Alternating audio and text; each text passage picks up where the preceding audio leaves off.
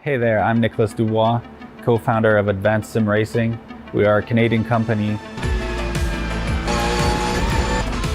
So what we did here today is for a real petrol head. He's really passionate about cars, as you can see behind me. We did a turnkey solution for him based on his needs. We try to gather as much information as we can on our client. And like we did today, we install a D-box system. We install ultra-wide cube control steering wheel. We try to provide the best quality for your budget. So let's say if you want a budget of 10 grand, we're gonna give you something that's the best for 10 grand. If you want 20 grand, then we always try to stay within your boundaries. We do try to make it as easy as possible. So the client, once we install everything, it's pretty much gonna be a turnkey. So he's gonna press start on his computer, and right after, we'll try to explain everything, how it goes, how it works, and then he's ready to go. Our aluminum is from USA, treated in Canada, cut in Canada. So we do sand all our aluminum piece just to make sure the powder coat sticks to it. And that's one of the reasons why we use powder coat, is to make sure you have the best aluminum finish in the industry. And our quality is beyond what you can get with any other competitors right now. We are really, really passionate about all the gear, all the cockpits, all the sim hardware, and that's why we want to create something that's really going to reflect our passion into our product. Come visit us at advancedsimracing.com. You can always reach us if you have any questions. You can call us, you can text us, you can go on Facebook, like our page, ask us questions over there, and we'll make sure to answer every questions there is. We are very passionate about what we do, and we try to make it as easier for you to go into the sim racing world, because there's a lot of gear, there's a lot of options, but let us guide you through your process, and let's hope you'll be an Advanced Sim Racing customer.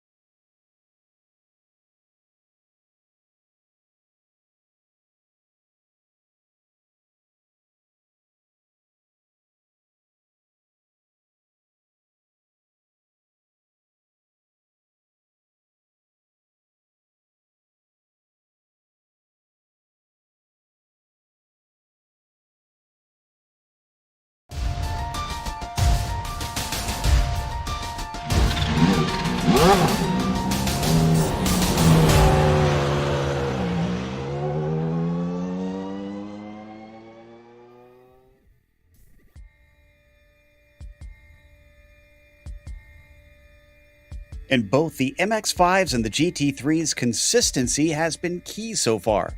Each series has seen a different winner every round, so the points leaders have had to maximize what they've had on the days off.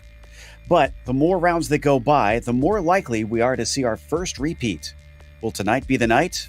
We'll find out soon as we get ready to watch round 4 of the PRL GT Pro Series, and you'll see it all live here on the Global Sim Racing channel. Hi, I'm Joe Peak, and with me in the booth is DJ Clark. Behind the scenes is our director, Robert O'Brien, and he's using cameras provided by Dougie Beard.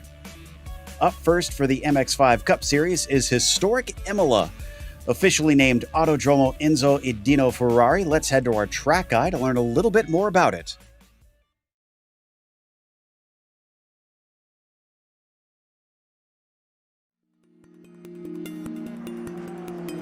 Welcome to the Autodromo Internazionale Enzo e Dino Ferrari, but most race fans know this place as simply Imola.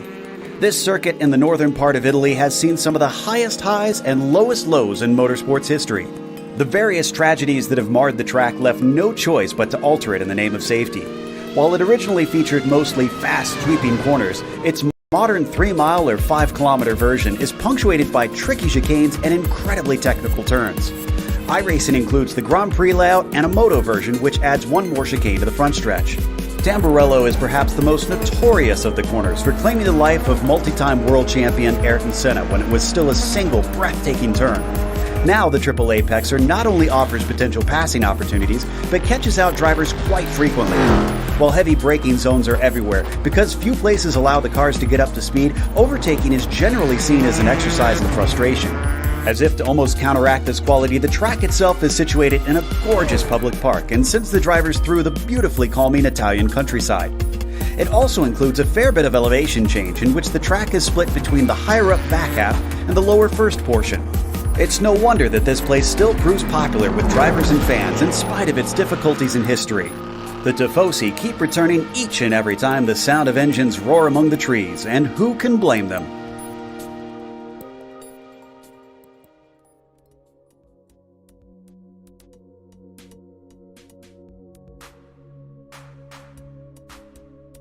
DJ, this should be a fun one because, yes, they're going to have drafting opportunities, but this track is notoriously twisty and difficult to pass on.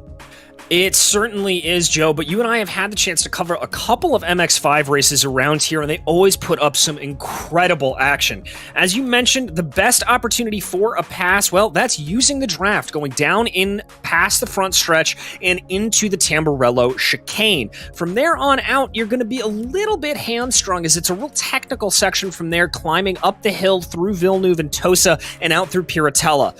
Fortune will favor the brave, though, let me tell you. We've seen drivers been able to go too wide through Agua Minerale in these relatively low horsepower machines, and it makes for some stellar action. From there on out, it's a one-line track through Variante Alta, but if you get a good run out of there in these MX-5s, you can maybe get a pass coming down the hill into Ravazza 1 and see if you can make it too wide through Ravazza 2. But the biggest story in this race is going to be pressure. We talk about it a lot, but if you can apply that pressure to the driver in front of you, make them make a mistake, that's just going to help you. Making mistakes will be easy here, no doubt. But before we get to any of the racing, we want to remind you that our broadcast is brought to you by ASR. Owned and operated by passionate sim racers, Advanced SimRacing designs and builds the sturdiest and most durable aluminum profile racing simulation cockpits available in the market today.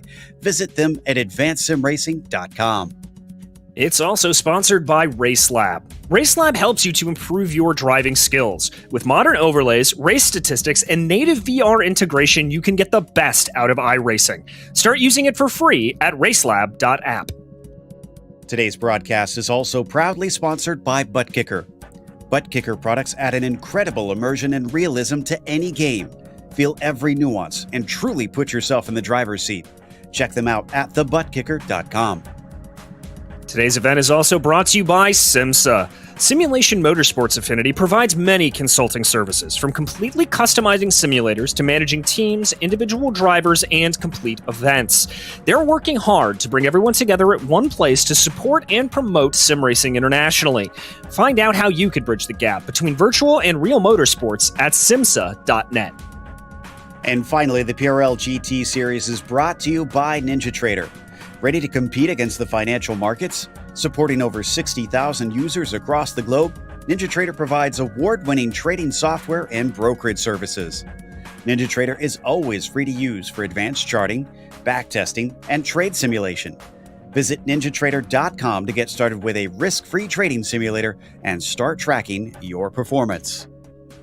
So as for the championship, up at the top, Peter Newhook is the one who is able to lead here in the MX-5s, but he is the only one to have finished in the top 5 in every round. We'll see if he can keep that up. He certainly looks decent today, but not as quick as other drivers such as Hawley and Mossman. We'll see when we get to qualifying if that changes. Look at how close it is between the rest of them, though. From Cowgill down to Boucher, it is all separated by 7 points, second to fifth. So that could easily swap around after today, but really they need to set their sights on the Miata Mafia driver. What about the team's championship so far here, DJ? Well, as you said, the Miata Mafia is in a pretty controlling lead of this team's championship. Oh God, right turns behind them to the tune of about 33 points back, and Fossil Racing 72 points back of our leaders. So they've got a good little gap there. Fossil Racing, though, they're going to have to be careful. Jaeger Bombs are only 2 points behind them. With RF Delta Sport about 20 points back, they've got a strong second half of the season. They could start to challenge up for that third place. Indeed. And as we take a look at today's race details, it is round 4 out of 10, a 35-minute race. Considering these laps take more than 2 minutes to do, we're not going to see all that many of them around the course today, which may lessen the opportunity for pit stops, which we will have at least one, as they do need to take fuel. It's open setup, so hopefully they can find a nice planted car over some of these tall curbs. And there you saw the penalties that they can accrue if they also miss some of the chicanes, of which there are many throughout the lap. So crossing fingers that we don't get too many slowdown penalties or potentially a drive-through as this day goes on. Right now, we're waiting on them to set their first timed lap, as they've actually just taken off on their qualifying. So these guys are all on their warm-up right now, and then they're getting ready on their first flyer. They'll get 4 laps to try and set the quickest, but I'm not sure if they'll be able to get all 4 in, because they are not allowed to finish hot laps once the 10-minute timer you see in the top left is up. Yeah, it's going to be a little close on that, and I think it'll be specifically worrying for drivers like the 14 here, Johnny Luna. He's a little far back of the main pack of drivers that went out. Now, that is that tricky corner that I talked about, Aqua Minerale. So difficult. Drivers have some leeway on corner exit there in terms of those track limits like you talked about, Joe, but they are going to have to be careful. If you bring a little bit too much speed through the second part of that chicane, it can really make the car want to go out wide, and there's those curbs you talked about as well. Johnny Luna almost losing the car on the exit of Variante Alta. Indeed. The first one, though, that looks like he'll start his flyer is going to be Peter Newhook, as we watch Luna fly down into Ravazza, double apex left-hander, and oh so important to try and launch off this last turn as best he can, because it is going to be flat to the floor for a long way down to Tamburello, where he'll finally get on the binders. So I'm watching both him here on our screen, and I've got my eyes on Peter Newhook to see how he fares up at the front, looking like he might be the first to set a time. You know, the other interesting thing in all of this is that the fact that Mossman isn't leading in this championship right now, DJ, because we've seen each and every week he's been very quick. He's only won one, though, and I feel like trouble just has a way of finding him. Yeah, it's sort of one of those things that we'll see every once in a while over the course of a racing season, is just bad luck begetting bad luck, as Mossman unable to be able to get a good break there outside of that one win, as we ride on board here, cresting over the hill and into Piratella. And that is Peter Newhook on your screen. The Canadian just heading towards the Aqua Minerale double right-hander here, having to brake and turn at the same time. Look how much he's having to saw at the wheel as he woes it up and then accelerates off up the hill towards Alta. We'll have him and a couple others with our onboards today as he slams on the binders now, and let's see how much curb he takes here. Takes a big chunk of it there. And when you do that in the car, you've got to be very, very careful with the right foot. You don't want to be putting too much throttle input in there. It can send the car spinning around. It can do multiple things to really throw you off there. So good recognition from him to be able to keep it all wound up as he goes down now into Ravazza 1. Looked a little off the apex on the first bit there. That's nice and tidy through the second one. So let's see what he's got underneath him. I don't think I saw him push the boundaries of the track too badly, so I don't think this one will get deleted. And the line coming up, it comes quite late here. There it is.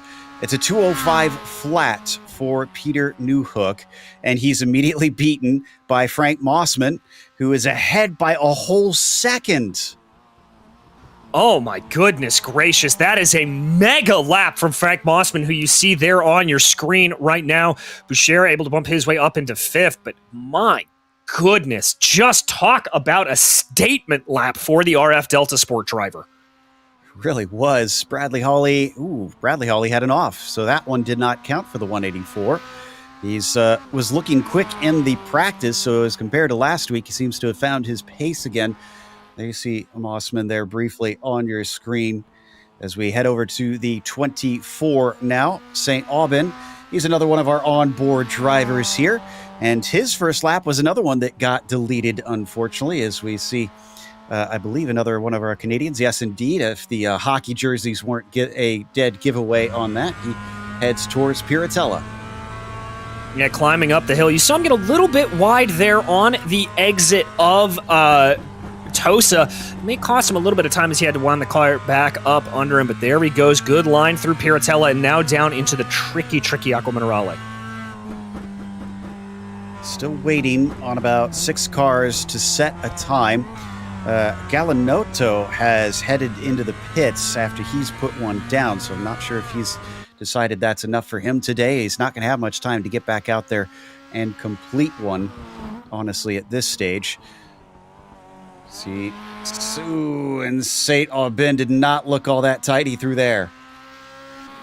No, he did not. A big slide there. And if we're seeing here laps at around 2 minutes flat. He's going to have to hustle a little bit to make sure he gets around and gets another lap in to make it count. Here comes Frank Mossman, seeing if he can improve on that mega 2:04 time. Comes to the line here in a moment. It's right about at that bend. Not able to improve, but that lap, Joe, would still keep him on pole by about 0.6 of a second. Michaud improves, but is not able to go any higher, as it looks like Cowgill does. And excuse me, Cervantes. Whoa, Cervantes now goes onto the front row, and he gets within 0.7 of Mossman, but still the 69 car is looking untouchable. Yeah, absolutely nobody able to bring in that one down. And Cervantes, though, whoa, Bradley Holly coming back onto the board right now with a good lap. That'll get him down close to Mossman's time, only about 0.12 seconds off. First driver to get within at least half a second of our pole sitter.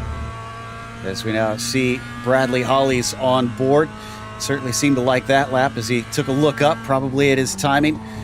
And coming down into the very quick Villeneuve chicane. That one was very good, just clipping those inside sausage curbs, trying to get as much of an exit as he can, squaring off through Tosa, because it is a steep hill, this one. Yeah, it really is, Joe. And in these cars, in these MX-5s, where there's not a whole lot of horsepower under the hood, you've really got to make sure you carry absolutely as much momentum as possible. Because if you're having to really try to climb the car up, there scratches his ear a little bit on a moment of a breather there for Bradley Holly. But if you're having to get more out of the car instead of letting the momentum carry, it can cost you tenths, if not a whole second.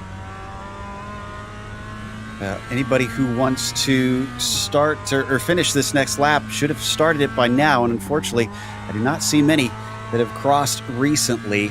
So this is going to be the last lap from Mossman coming down. First lap was fairly quicker than his second one. Was he trying to cool down the tires potentially? Is this going to be a second charge at it? It's looking fast as he crosses the line. And no, it was not counted. It got deleted. New Hook to a 2:04.8, but he stays in 4th spot. Duchesne crosses a 2:06.4. That's his fastest. He goes to 13th. Cervantes, he does not have that one count himself. Vincent doesn't go any faster. Cabana also has it deleted. And it looked like Holly was heading into pit lane there. It was indeed. Johnny Luna was able to go a little bit faster there with a 2:05.5, and that'll get him into 5th place securely. Here comes Malcolm Foster, one of the independent drivers in the field. He's back in 16th. He'll keep it out on track. He's got to beat a 2:06.9 to try to move up in the field. So he's a ways down the order, and as he crosses a 2:06.2, a nice jump up to 13th for him. Adam Young will be next, but he is way wide. We didn't see it on screen, but the 21 must have had an off track on that one, because I certainly don't think it will count. And he is going to be our last driver across the line. So that will be it for our qualifying. Let's go through that starting order here today. It is Frank Mossman taking the pole and the bonus point because of that. Bradley Holly will start next to him as Danny Cervantes will be P3. Peter Newhook, our championship leader, will have to settle for the outside of row 2. Johnny Luna starts from 5th. It's Michael Michaud starting in P6, Jacques Boucher in 7th, and Todd Lewis 8th. Jason Larson starts 9th, and Patrick Calgill rounds out your top 10. Starting off today's race in 11th will be Ian Cabana, followed by Pete Bladden in 12th. Malcolm Foster will be 13th, followed by Danny Duchesne with Matthew St. Aubin and Sean Vincent in row 8 behind them. Mark Cassell will be 17th, followed by Robert Gallinotto in 18th, and Adam Young will bring up the back of the field in 19th position. Put the wrong emphasis on the wrong syllable there. So as we watch them grid up, again, 35 minutes of racing here for round number 4. And we just about have them all on the grid. Standing start for this series, but they are a gearbox that is no longer an H pattern, so they can basically just get on it and go. And we're waiting on Johnny Luna, Michaud, Boucher, and Adam Young here in our 19-car fields. It is actually pretty good conditions here in the morning time in Italy, about 74 degrees Fahrenheit. So they shouldn't have too many troubles with a slippery track. It's just about those Goldilocks temperatures we like to talk about, and it's not a cloud in the sky today. I think the last two lining up. No, they are not. No, we have all of them out there as the lights are now up. And the green flag is out.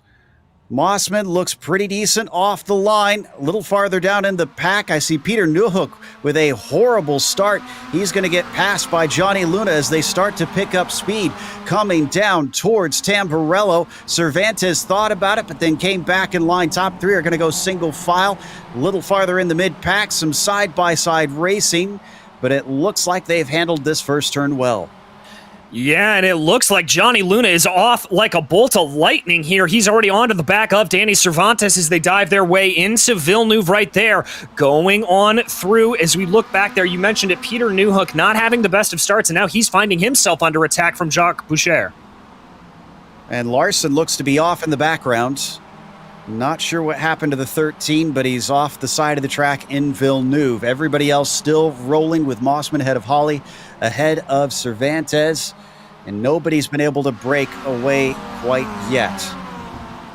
No, and it'll take a couple of corners here to sort this out. The one advantage that these Miatas will have is the fact that they don't have almost any aerodynamic grip, so running in that quote-unquote dirty air not going to affect them too much, but they'll just be able to take a good advantage of the draft. Big bunch up there. Johnny Luna getting up to the back. We've got a little fight there in the back. That is Sean Vincent getting by Pete Bladden, and again Bladden getting passed by Mark Gazelle as well, as he's got a problem. He's got something wrong. Yeah, he's pulled off to the track to see if he can take care of whatever is going on there. Danny Duchesne cut the course, unfortunately, on the first lap, which is certainly going to hurt him. Oh, and looks like Johnny Luna is the next one to have done so as he went straight through Alta.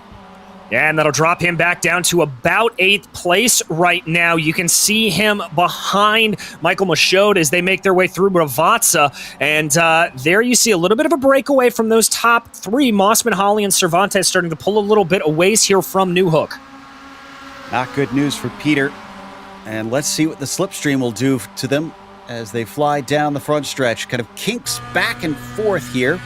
So picking your line and trying to defend or attack can sometimes be a little bit tricky as we watch the onboard view of Bradley Holly behind our overall leader.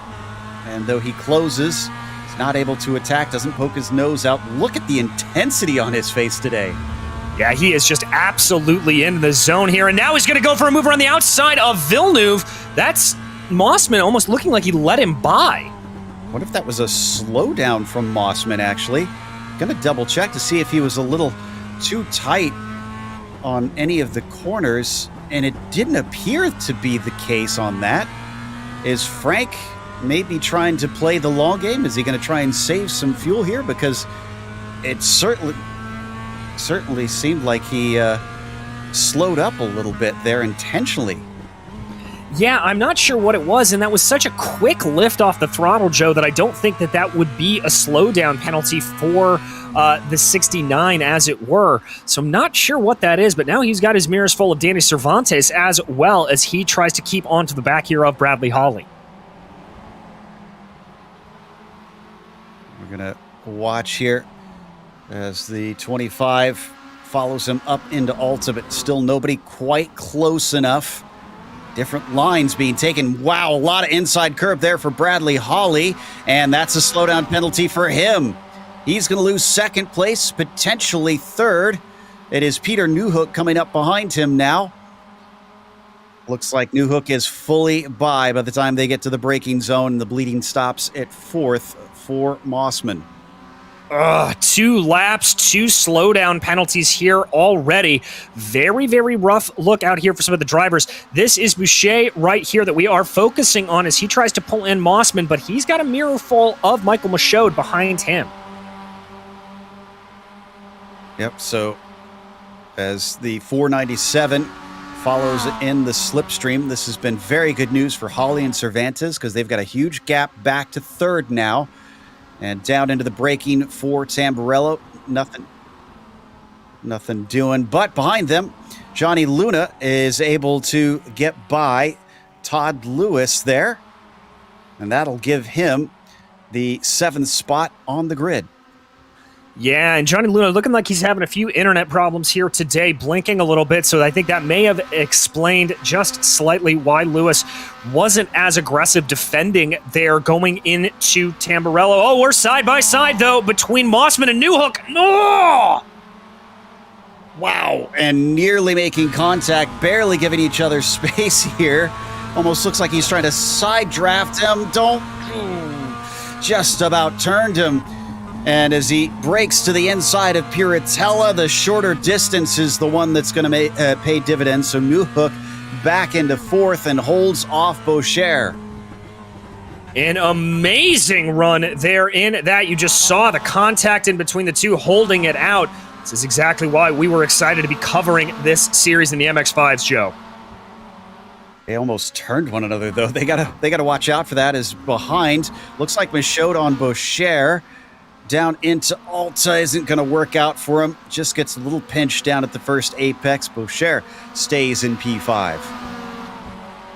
He does indeed, but he has his eyes set ahead of him the best that he can. They continue to drive around here. Michaud looking to stalk in behind that always quick Johnny Luna there as well. Now that he's been able to get by Todd Lewis, he's starting to maybe have a look in on this battle.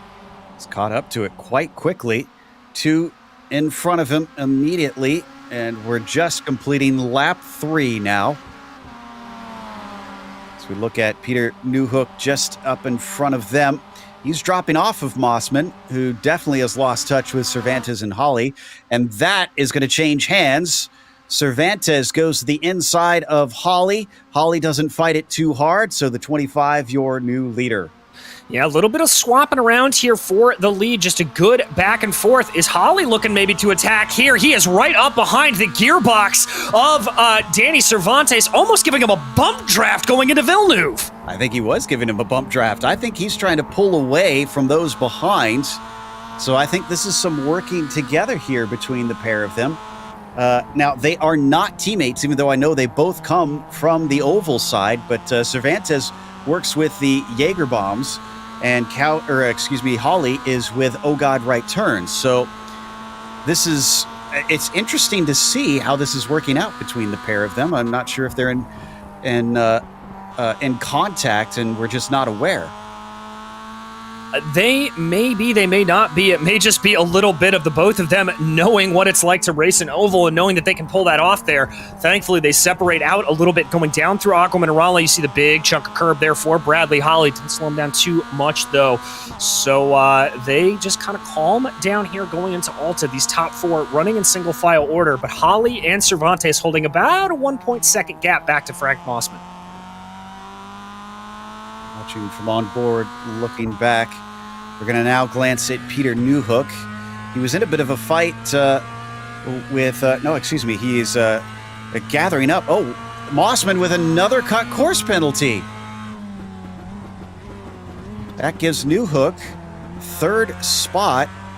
But what in the world is going on with Frank? He seems to be his own worst enemy as of late. Again, he's been so quick, but can't do anything with that speed. Well, Joe, it's just one of those things is we may have another pass for the lead going on here. Bradley Holly with a full head of steam on Danny Cervantes as they cross the timing and scoring line. And there you can see it. That's going to be him to the inside. Behind them, you can see that Mossman looking like he's going to attack on Newhook as well. Down into the braking zone, Holly takes the lead as Mossman gets right past Newhook. And now Johnny Luna's up into fifth, getting by Michaud as well. It looks like the slipstream is worth a lot here today. Yeah, it certainly is, but that's not over for Michael Michaud. Michaud is going to try to make a move to the inside of the blinking Johnny Luna. There it is. I think Michaud got a little bit scared going into Villeneuve there of that blinking car. Didn't want to run into the side of him.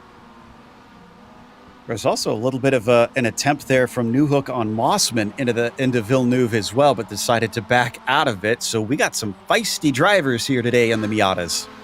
We certainly do, Joe, and I think that is a result of what you talked about earlier, just how close fought this championship is. They all know that every point here is valuable, and they do not want to lose out at all.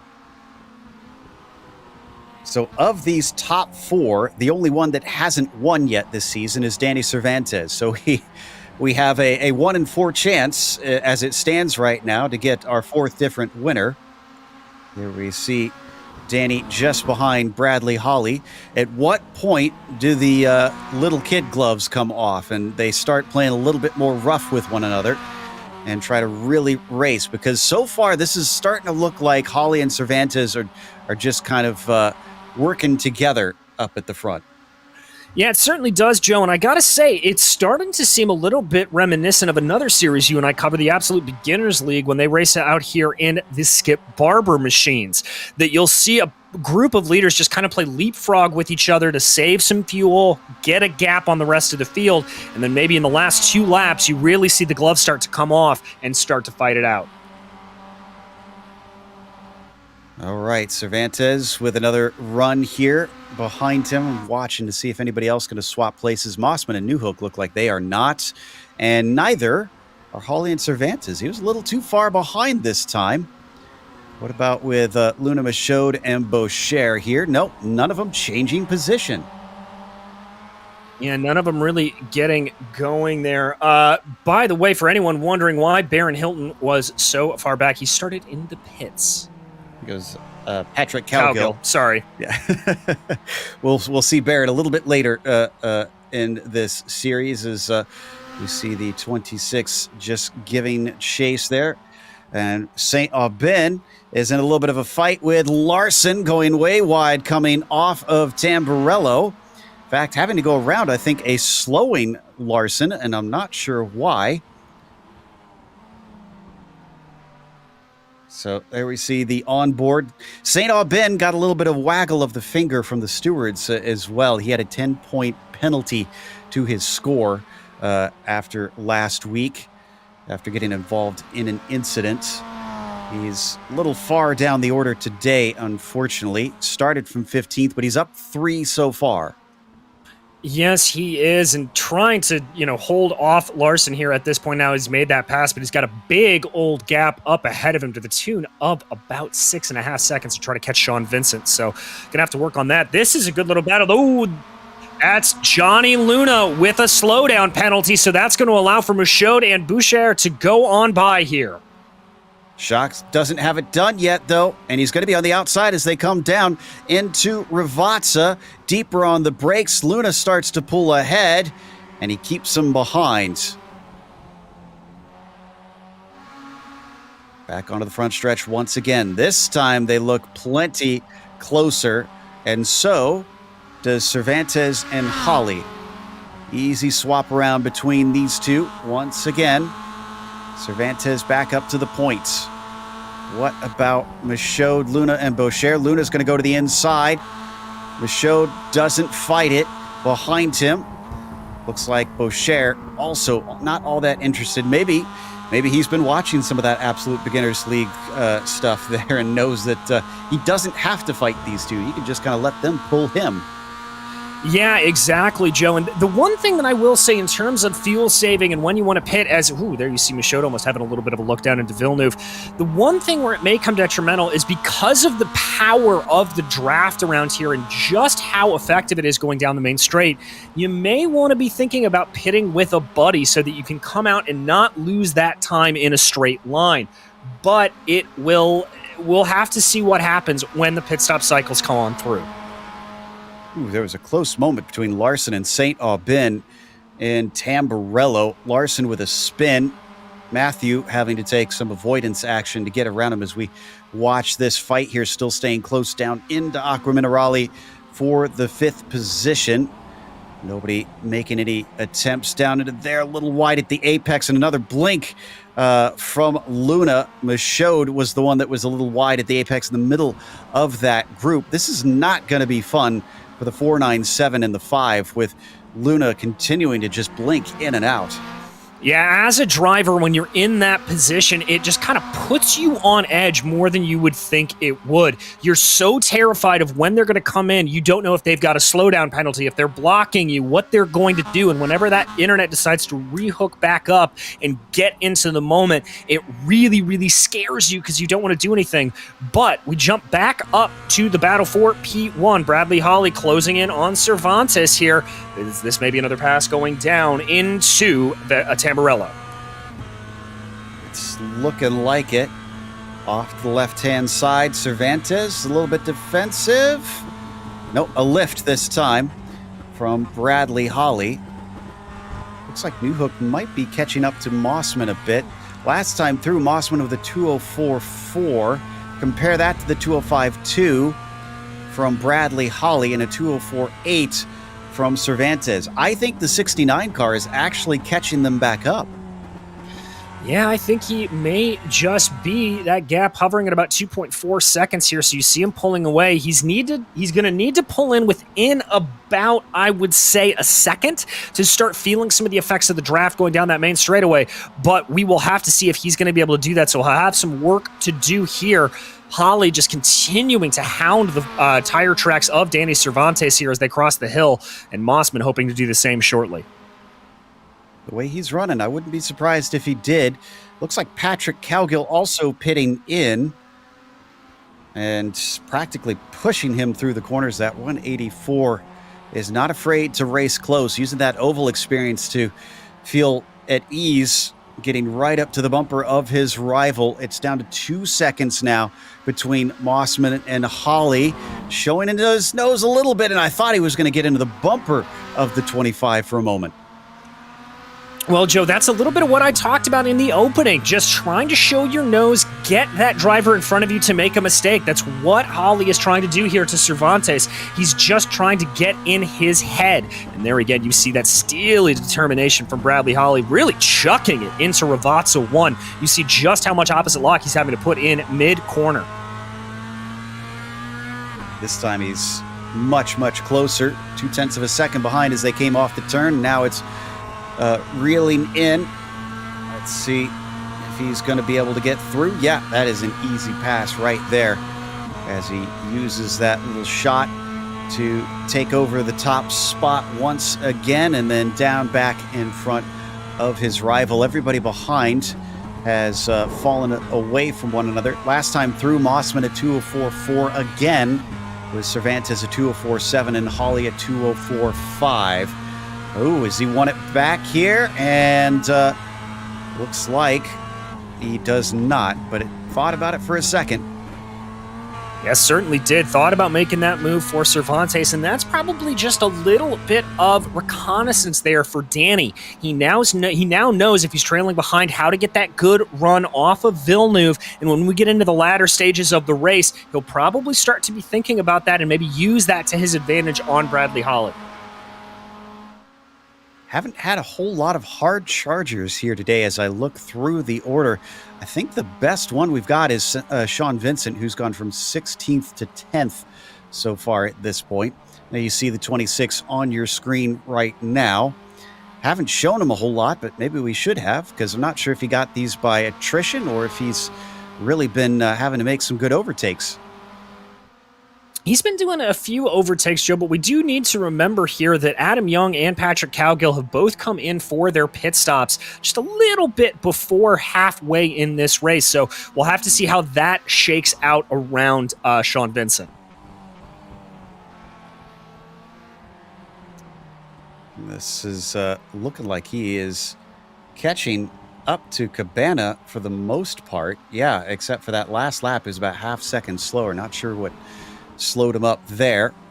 You see Cabana just in front. Another one of our onboards here today, the 774 machine.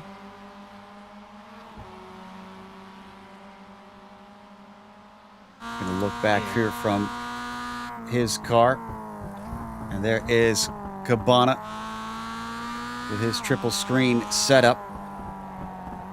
Another one that's looking very intense here. Down and out of the final corner, you can see a glance in the mirror, a couple of them.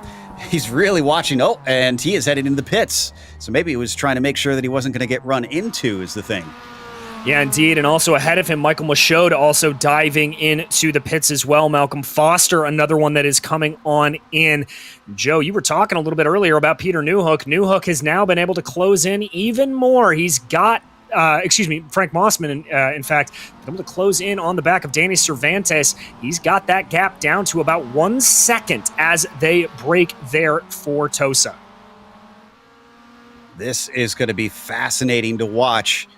See if he can get involved in the fight for the win yet again. Last time out, he missed out on the victory by only 0.8 of a second at Sebring, battling with Newhook. Down into Aqua Minerale once again. Cervantes looking like he's fallen away himself, which will certainly help Frankie because he's going to have a bit of a slipstream this time by, I think. Yeah, he may be able to get a little bit of it, that gap hovering around 1.2 seconds right here, so he's going to have to really get on the binders well through Alta. Big chunks of the curb there. Not a course penalty, though, for Mossman, so that's good. Now the gap's expanding a little bit. It's at about 1.4 as they make their way down the hill. He's really got to nail Ravazza 1 and 2 here, but if he does, he may have a little bit of a run. Slides there for both Holly and Cervantes. Big slides, and coming out of Ravazza, who pits this time by? Let's see. Here comes the pit entry right now. Holly's not, Cervantes not, and Mossman not. But Danny's got the slipstream of Bradley Holly. He's going to be giving a slipstream to Frank Mossman. He's a bit far back compared to what we saw in the middle of that last lap. Across the line, yeah, Danny, I think, is going to be too far back unless he really wants to try and charge to the inside, and he does not. I don't blame him. Any battling these two do now is going to give Mossman a big advantage. Yeah, and I think Danny knows that. Got a couple more pitters behind him, though. Boucher, Lewis, and Vincent all coming in. I do think, though, for Cervantes, if I'm in his position at this point, I'm thinking about making a dive on into the pits here. Mossman's attacking these corners at this point. He's got it down to 0.5 of a second here. I think he'll feel a little bit of the draft up the hill. These aren't as long of straights on this part of the circuit, but that'll continue to help him. Cervantes now up to 0.7 of a second behind Bradley Holly as well. I see Larson has pit. Duchesne is also in pit lane. Boucher, is he going to be the first out? It's going to be close between himself and Michaud. On screen, we're still watching P1 and P2, and indeed, Michaud just managed to overtake Boucher down in Tamburello after their pit stops, and they are split by almost nothing. All right, so the pit stop sequence is starting to play out here. We'll have to see when these leaders decide to make it work, as they have all closed in up on each other. Peter Newhook, the big loser out of this, by the way, he is about 6 seconds behind this battle. So let's keep an eye here, see if any of our leaders decide to dive into the pits. Good news is for Newhook, if he finishes where he is, he'll keep up that top 5 record so far this season, and continue to be the only driver to have hit it every single time. Out of Ravazza and down towards pit entry, all 3 of them diving in at the same time. All right, so this may be strategy. This may also just be the fact that this is the end of the fuel window and they're all going to have to come in. Nobody's going to want to take tires here, though, just as a note to our viewers, as that is just a time crunch you do not need in pit lane. Let's watch and see if anybody forgot that this week. Here is St. Aubin, who still needs to pit in, but he's still coming up to the approach. And I think Mossman missed his pit stall. He had to back up a little bit. Ooh, and a couple other cars didn't pull enough forward. That was New Hook and Luna that missed it barely. Oh, and in fact, New Hook is still moving around trying to get it. Oh, my goodness. Out of the lane, Bradley Holly a little bit ahead of Cervantes. In fact, the cars are intertwined right now. They're going to have to get that sorted out here soon. Neither one is willing to give way.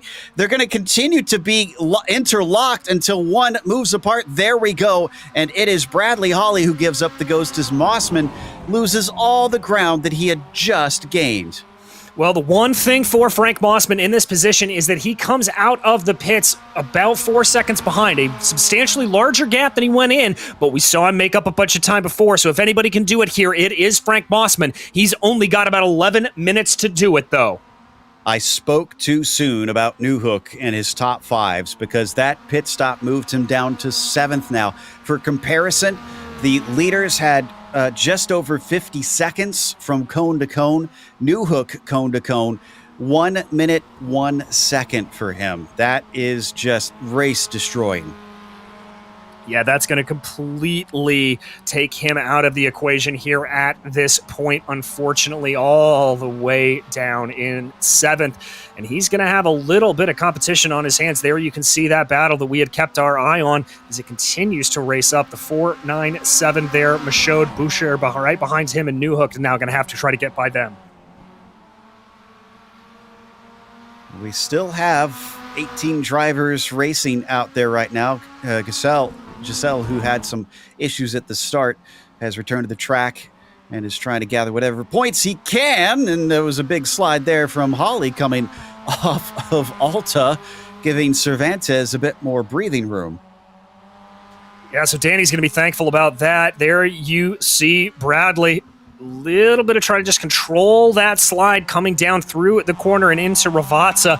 His cars do like to dance away on you, and Bradley doing a good job to keep it all together. Across the line to start lap 13 now, and with all the pit stops done, they've got to do it on the track. I'm curious if the 69 car is going to be able to reel these two in time. That 4-second gap is going to be a lot tougher than you would imagine, especially with only 10 minutes.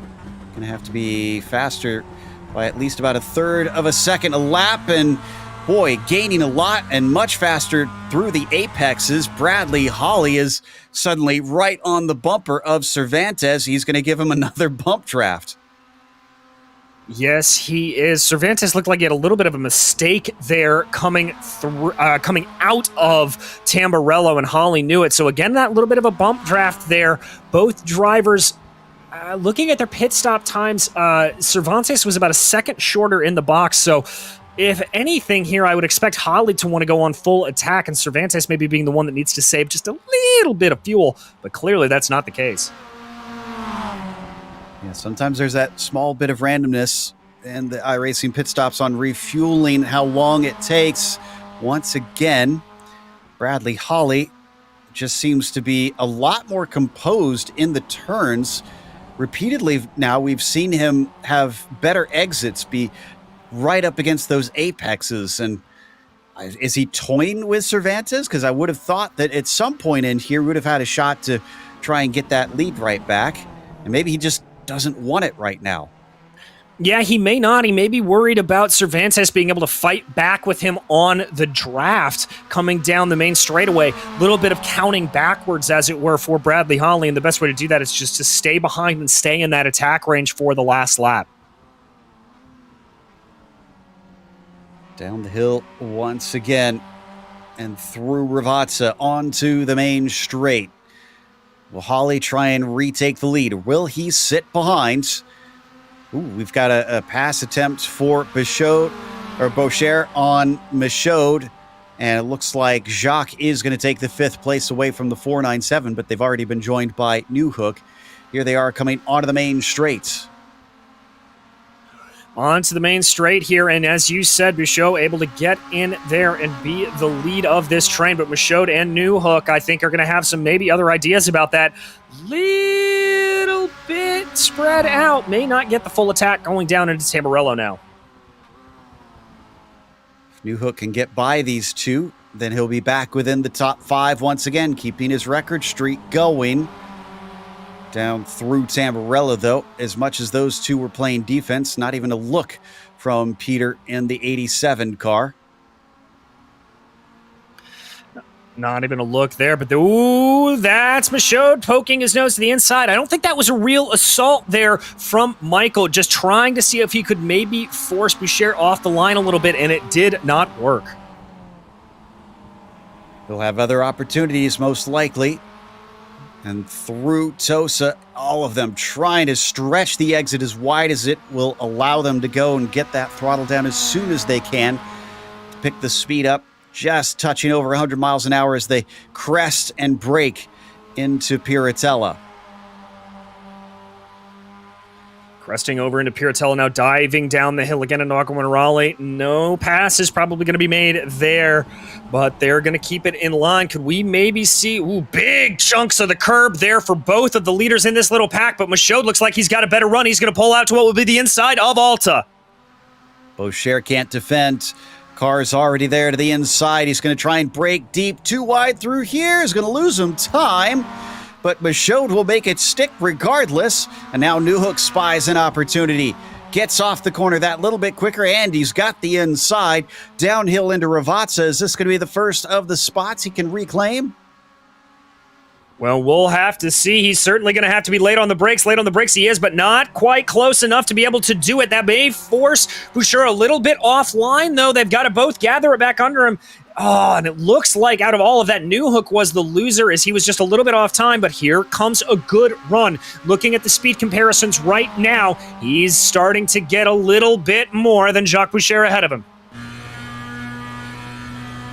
As we watch New Hook, just looking in his mirrors a little bit here, trying to reel in the likes of Boucher, and he's way too far back.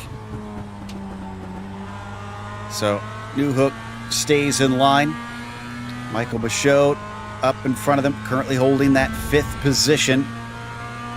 I can also report that Holly did not pass Cervantes down the main straight that time. They stayed in line, and I'm pretty certain Holly was close enough that he could have slingshotted past him if he wanted to. So this definitely seems like some games are being played. There you see exactly how close it is. In fact, still giving bump drafts everywhere he can. It might be helping them a little bit. Mossman has gained some, but it's only 2.3 seconds behind them. So Holly might actually have the right idea here. Yeah, he just might. And the thing with it, there's another bump draft that you can see as they go into Alta.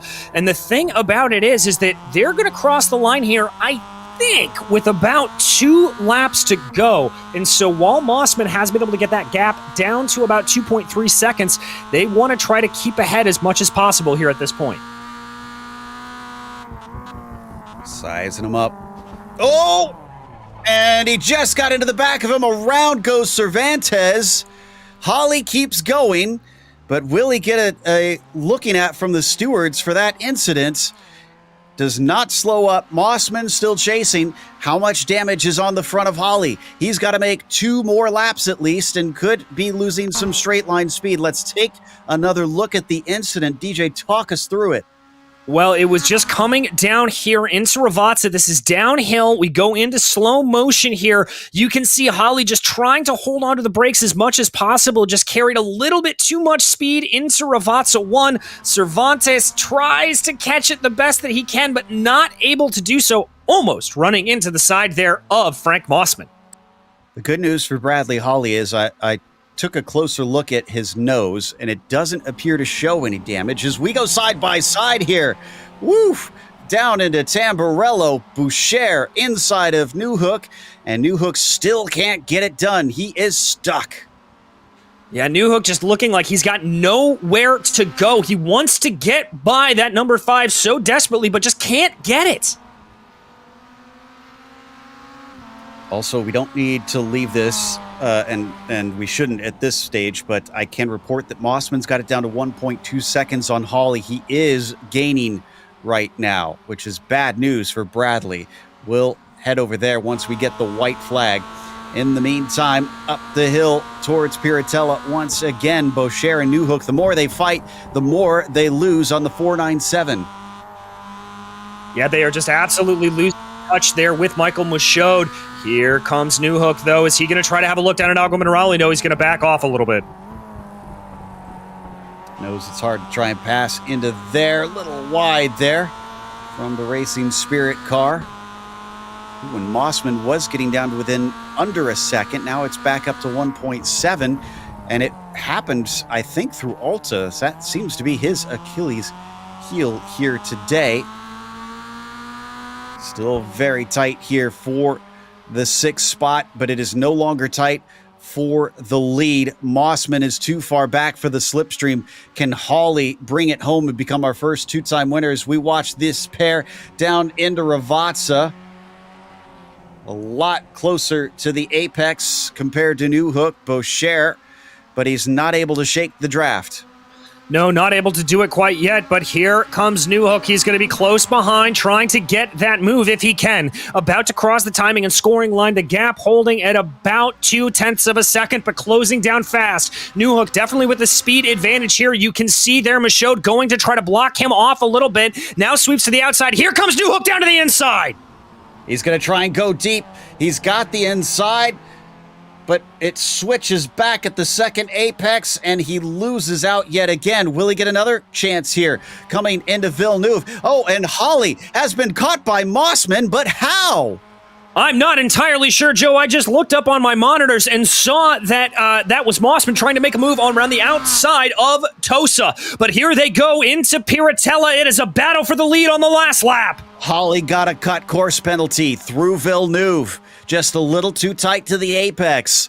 And that has brought this alive. Just a couple more opportunities to try and pass, and he's going to try and take it here. Oh, and he bangs into the side of Holly. Holly tries to pay him back a little bit. Little touch coming out of the corner. But now Mossman has the track position with only a couple corners to go. He's got the track position, but if Holly can be late enough on the brakes here and down again into Ravazza, but there's Holly spinning! He catches the car, but that is going to put him out of striking distance. Oh, things got rough here in these last couple laps. The lead changing hands twice due to car contact as Mossman comes out of Ravazza for the final time. He started on pole, and he's going to finish in the same spot, but that is definitely not the whole story here today. Somehow, against the odds, the 69 came back for the win here in round 4 of the MX5 Cup Series. Holly finishes in second, and Cervantes trails home to round out the podium. I don't have words for that finish, Joe. Just absolutely bonkers. There you see Johnny Luna crossing over the line to take 4th. As that battle we were following between Michaud, Boucher, and Newhook, that is going to stabilize for 5th, 6th, and 7th. Indeed. Only other sort of battle that we have is for 10th, Cabana and St. Aubin, but they're about a second and a half apart. And yeah, you can see that was a clean exit for the 774, so Matthew will have to do just 11th. Now, Hawley's already on the radio about that move, and he is not happy with Mossman. We should point out that Frank already has some penalty points from this season, so if he gets in trouble with the stewards again, I'm not sure if that's going to add up to something that could hurt him even worse than what he experienced before. In the meantime, this is our unofficial results here. It was Frank Mossman taking the win and Bradley Hawley finishing in second. Danny Cervantes, P3 here today. Johnny Luna managed to get through even with the blinking internet connection. A 4th place for him. Michaud 5th, with Boucher having to defend hard on Newhook, and that gives him a 6th compared to Newhook's 7th. Todd Lewis was 8th, and Vincent was 9th. Ian Cabana finished in 10th. Matthew St. Aubin was in 11th, followed by Malcolm Foster in 12th. Jason Larson, after that spin, was able to come home in 13th position, with Danny Duchesne and Patrick Calgill rounding out your top 15. Adam Young was 16th, followed by Robert Gallinotto in 17th. Mark Cassell and Pete Bladden unable to finish the day's race. Looks like we have our winner ready to talk to us, Frank Mossman here. So as we pull him in, and Frank, congratulations on the win. We already heard there's a little bit of exchange of words between yourself and Bradley because of that final move to take the win. What was your perspective on it? Have you had a chance to go back and look? I've looked at it, just, final lap, everyone going for different stuff. Same with him. He went for a move on his teammate, and just everyone just trying to get into the lead. And I could have slowed it down a little bit more, but I still feel I didn't hit him hard enough to call it a horrible contact, as he recovered right from it. And just from my perspective, it felt clean, and just side pod action for the lead. I can understand that, but regardless, you are finally our first repeat winner here on Monday night this season. And that will certainly help you, because you came in third in the points, about 15 back from Newhook, who seemed to have a bit of a bad day. Knowing that, how do you size up the rest of the season for yourself? You might. I'm not sure what this will do with the stewards, but that could also change the complexion moving forward as well. I think it'll be good. Just especially going towards Long Beach, it's gonna just come down to whoever survives next Monday. Tight track, lots of corners where people can wreck out. So it's just everyone's gonna be in the fight after that round, in my opinion. And I don't think anything's for certain for us, but I feel confident we're gonna be up there and battling for it for the all the way up until the final rounds. Certainly have the speed for it. Again, congratulations on the win. Is there anybody you want to give a thank you to that helped make this happen? I want to give a thank you to Delta Sport, Move Up Lynchburg, Race Factory USA, Freem USA, and my dad, and all the others that helped me. Cam Evan for the great setups on the simulator, and just everyone else that was a part of it. My spotter, Justin Adekonis, and all the others that give us tips, especially with our pit stops, as that's been a struggle for us. Great stuff there. That was our winner, Frank Mossman, here today in round 4, taking his second win of the season in the MX5 Cup Series. But that is the last of our interviews, it looks like, for this race. But remember, we have more coming. The PRL GT3 Pro Series is on its way, and that is going to be at Road America here in just a few minutes' time. Stick around.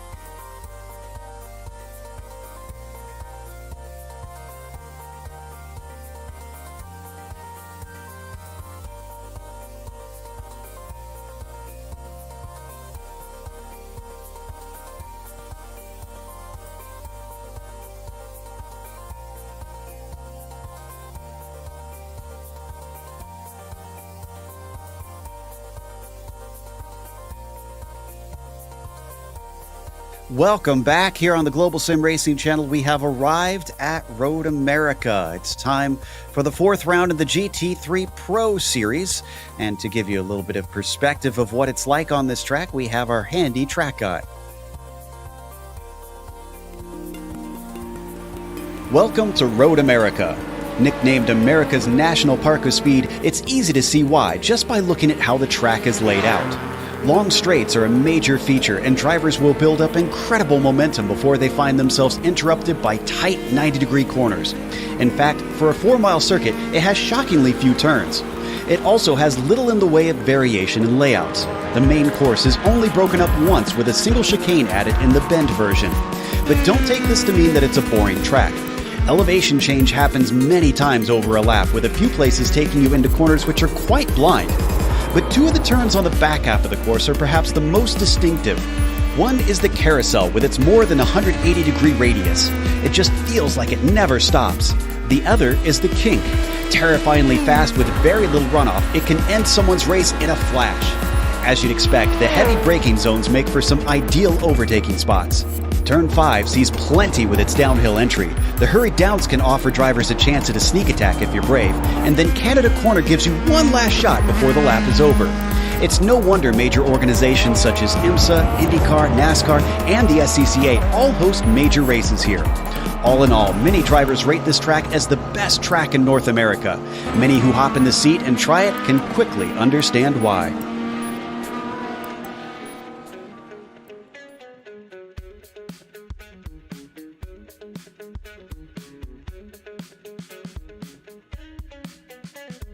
Welcome back here to Elkhart Lake. DJ, this is going to be a very different complexion, I think, to what we saw with those MX-5s at Imola.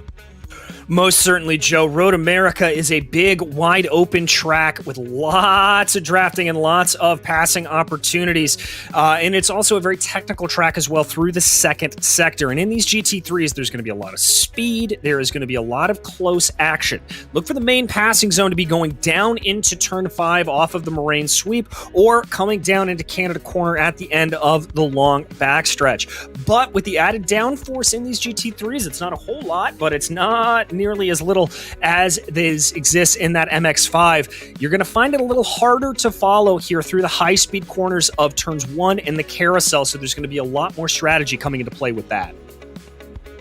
We'll watch out for that, but let's also watch the championship standings. As you can see up at the going with the team standings here, we can see up at the top that ASR and Able Esports are leading by about 16 over the Pure Sims Esports teams. And then it's a little bit of a gap back to Vindeval Sim Racing Black. And things get very wide from there on down. Delta Sport, shockingly for them, because usually they are a force to be reckoned with, are down in 4th and 62 behind our leaders. Already only 3 rounds in. SimMSA Esports Black, just another 20 some odd points behind Delta Sports. And of course, we also have a championship for the drivers. DJ, I believe you've got that. I do indeed, and it's a little closer there up the top. Daniel Ferguson leading Guillaume Levesque only by 8 points, with Nick Ludicky sitting 13 points back there, so definitely within striking distance. And then for 4th, we've got a tie with Antoine Lacarite and Carl Modoff tied at 17 points back of our leader. So really all to play for here. It's very, very tight in this championship, and I think it's going to remain tight as we continue to go along. I don't doubt that at all. We've seen plenty of GT3 races around here before, but this one is one of its own. As you can see, 40 minutes as we have had all season, and it's still open setup as usual. 13 incidents give you drive-through, 17 disqualification. But with how tight those championship points are, those bonus points, including the pole, which they're going to fight for just now, are going to be extremely valuable. And let's see who are among our first to take off here, as it looks like pretty much everybody I'm looking through has exited the pit lane almost immediately, knowing that once again, like we had with the MX-5s, it takes about 2 minutes to get around, so they gotta hustle. It certainly does. And yes, these are a lot faster than the MX-5s, but this is a very, very long course. We ride on board with Villeneuve here in that 465 machine as he makes his way down into that tricky turn 5. It's a good overtaking opportunity, but it's very easy to carry a little bit too much speed through there and lock up those front tires. You can use the weight of the car to help slow you down coming down the hill, but that comes at the expense of you just got to know how to feather that brake exactly right. Interestingly, we've got a lot more cloud cover out here in Wisconsin compared to Italy. You can see it all around, but it is also early in the morning, so it's still relatively cool. And the big question is, if those clouds clear enough, will they start to heat up the track, and will that affect the racing over these 40 minutes? Well, as of right now, it's a little chilly for this track, 77 degrees, 25 degrees Celsius, and that means it's going to take a little bit for the tires to heat up. Now, on this opening lap for the qualifications, see him hitting the wall there. Those tires not exactly up to temperature and paying the price going through the fast back stretch. Yeah, Villeneuve can get back out and try again to qualify, but that's pretty much one lap wasted there because he was almost around to start a new one. In the meantime, this is Levesque that we see heading across the line. A couple others just barely in front of him. We're going to see a whole flood of them start their first flyer just now. And I guess whoever gets across to the line the next time by is going to have that provisional pole after the first lap, most likely. Here we got one of our onboards here today. Yeah, and that is Levesque that we ride on board with. You can see him tracking his eyes through the corner. That is turn 3. And yes, we can sit here and argue about the fact that turn 2 really isn't a turn, but we're just going to go by off of that. Under the bridge here, this is one of the areas as a driver, if you're running these hot laps, you can kind of relax a minute and get yourself ready for this tricky turn 5. Yeah, petition for Road America to just name all the corners so that we don't have that debate anymore. And coming up onto the Corvette bridge, so far so good. Down to those apex curbs, maybe just slightly off of them there. Looking very good through 7 in his BMW. No, he was not good. Clipped the grass and he hits the wall in a big way. Yeah, hits that outside wall in a big way. That right tire just barely getting an inch of the glass. But this is Phil Boucher that we ride on board with now. That triple monitor set up, the wheel in the background. Boucher was pretty quick in qualifying, so he's one to keep an eye on. Driving the BMW out here, that is, as we always talk about, one of the more stable planted machines that is available in this GT3 series. If I recall, he had a pink light back there last time, didn't he? I think he switched it out. It's now looking quite yellow, so I like this the changing colors that he's been bringing in here with that decoration in the background as he comes around into very yellow morning light up and over the crest of Bill Mitchell Bend. We've been a bit cursed so far riding on board with drivers on these laps here at Road America. This finally will give us a time as Bouchard comes up and across the timing line, and the 773 puts down a 2:03.661. That is not going to be good enough for the pole. Rodrigo Mies holds that temporarily, and Ferguson goes faster. Yeah, Ferguson putting down a very good lap there of a 2:03.316. That's about 0.2 faster than Rodrigo Mies. A lot of these drivers opt in to come back into the pits after their first lap. Ash bumps his way up into 5th. I see Gagnon Renault up into 6th. Lacquerite in 9th as of right now. So as we watch on board yet again, this is Daniel Ferguson, and there we saw Bouchard just taking his gloves off for a moment to relax. Looks like he may have pulled off after that lap, satisfied with that one. Ferguson is quite quick today. He's got about a 10.5 over Mies and a full 0.2 over Ludica. Yes, he does. And one of the interesting storylines that I'm looking at right now is the fact that the Lamborghinis look like they are absolutely nowhere out here today. In fact, the bottom 6 positions, 5 of them are Lamborghinis, so that doesn't necessarily look like the car you want to be in around Road America. We're kind of used to seeing the top 3 positions right now all Porsche. Raditz, Villeneuve, Nixon, Levesque, Karen, Ferragonio, Gill, and Lowendick are the ones that were waiting to finish a lap time. And Karen is definitely one of the ones that I'm a bit surprised at. It looks like just the lap was deleted there, so the 06 has got to hustle, because if he has to start from the back, that'll make life extremely difficult.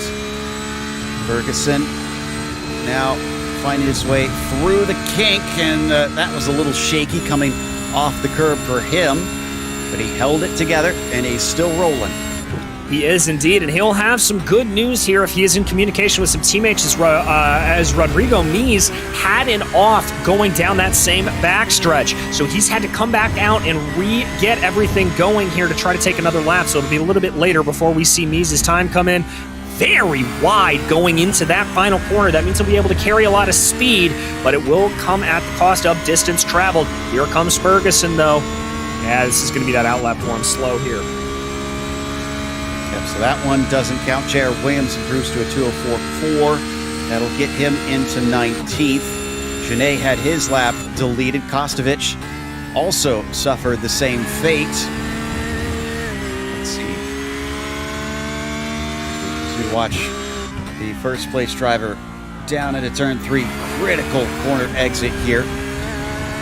Report that Bouchard had his lap deleted as well. No, excuse me, he was on an outlap himself that time by. What about Teddy Lowendick? I'm watching him, 2:04.5.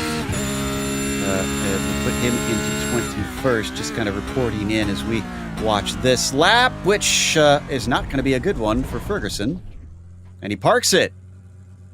All right, so Daniel is going to have to put his faith in the fact that he's got that down. He will not be able to get a second lap in. This here is one of his rivals, Maxime, as he makes his way around trying to see what he's got. Right up across Bill Mitchell Bend as well. I can report that, and that might have been an off track there for the 676. I was going to say Mies is coming to the line. He has a chance to try and dethrone Ferguson, and he is not able to do it as we look at Alessandro Di Tullio now. Yeah, Di Tullio's a familiar face here in the Precision Racing League. A little bit farther down the order than I'd expect in 13th as he gates that Porsche out of the final corner, now up and over the hill. Let's see what he's got. Almost a little close to the edge there, but he's going to cross the timing and scoring line. Is Alessandro able to improve on that lap? Doesn't look like it counted, Joe. Karl Modhoff, we had missed this. Karl Modhoff is starting 18th today because that was not an improvement, and that's the last one. Ludicky to the pole over Ferguson by 0.08 of a second. The 16 has found his pace. An amazing run there. Spencer Kostowicz able to go up into third and immediately bumped down by Stephen Ash, who goes third.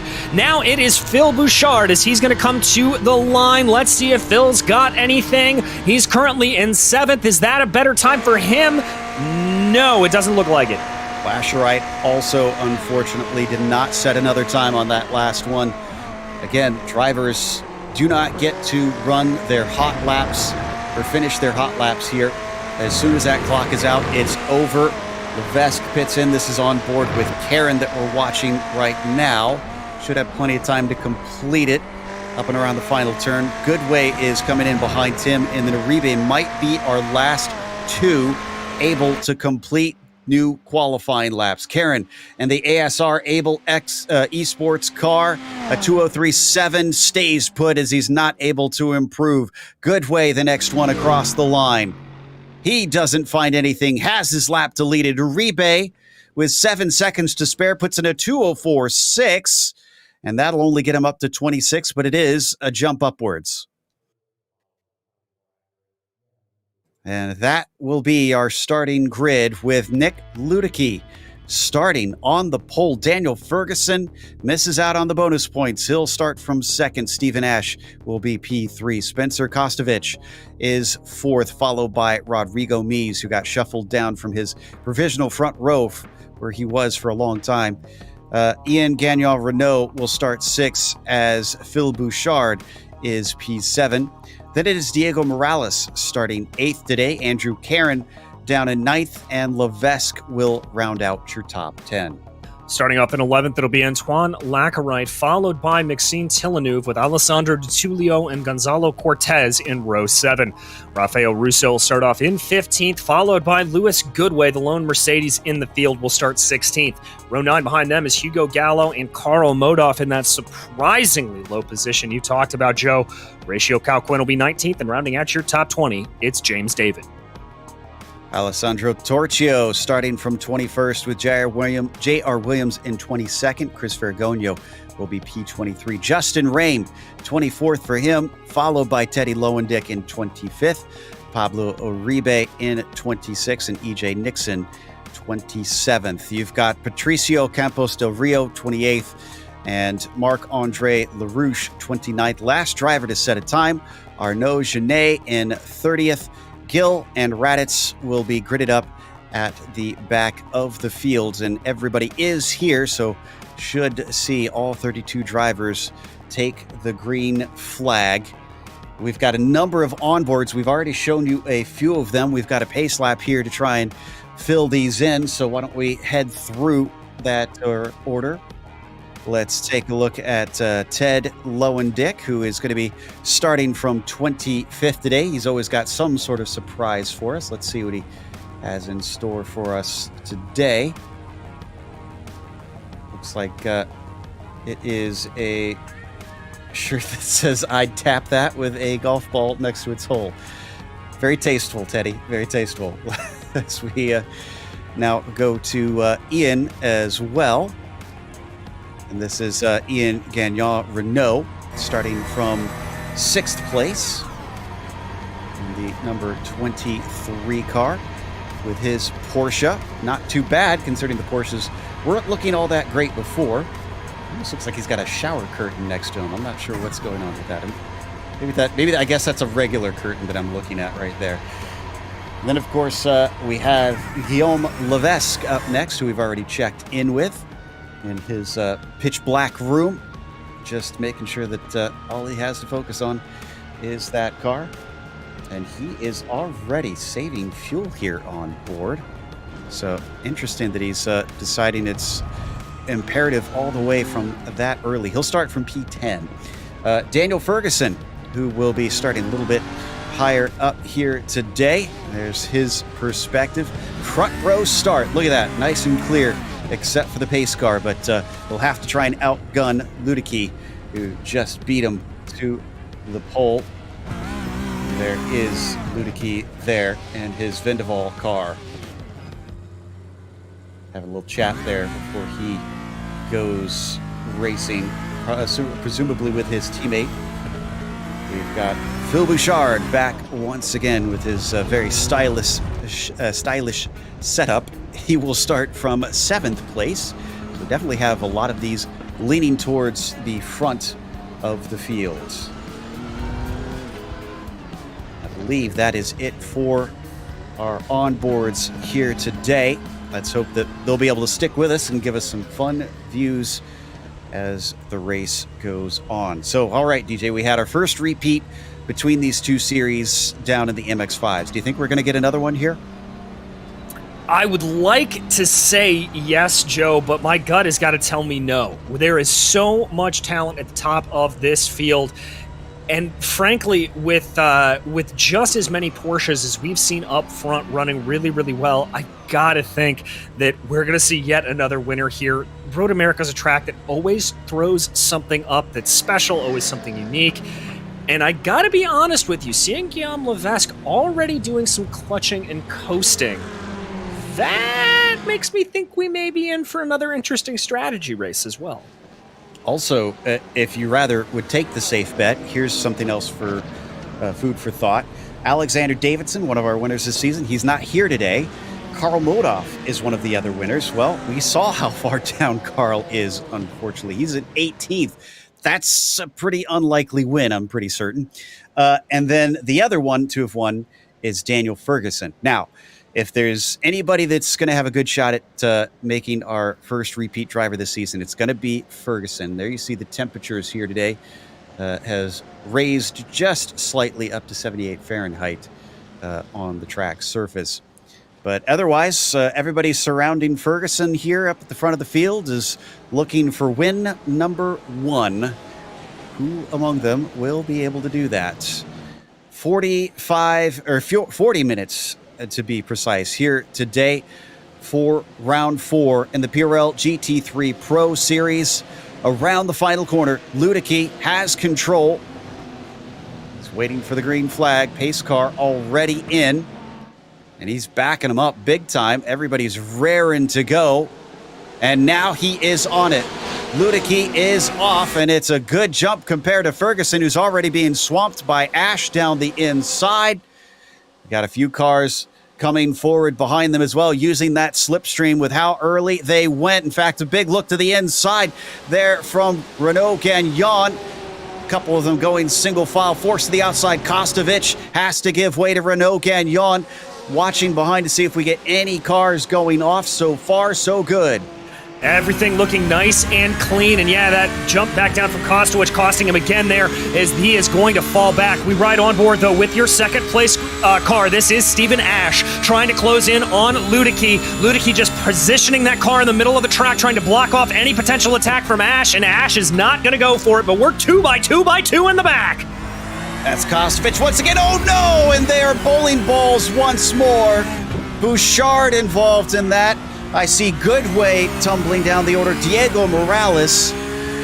Oh no, thought we were over that with Hungaroring, but apparently not. And we've got another car around that looks like Lascherite in the Lamborghini has spun it coming out of turn 6. So a lot of damage in the back of this field, Joe. So we continue to watch them cycle around. This is the 73 in battle here.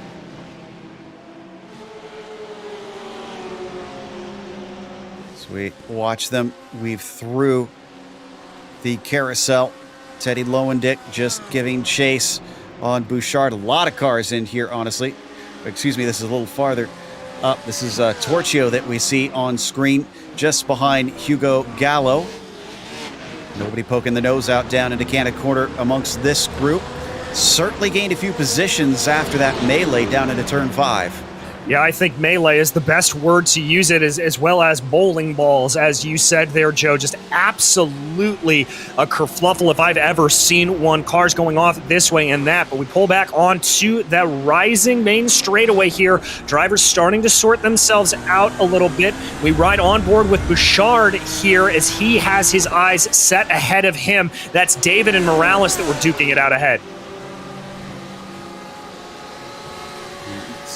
Let's see if, well, we don't have time for replay because here we go. Look at this battle coming into the first corner. Bunch of cars looking for moves. That's Morales on the inside of James David. And it looks like Bouchard's going to be able to stay ahead of EJ Nixon as well. Nixon in one of the few McLarens out here on track. Bouchard is boxed in, and that allows an attack from Nixon around his outside and coming off the corner. Great launch by James David. Now it's time for action with Christian Raditz, who finds a chance to try and attack on the McLaren.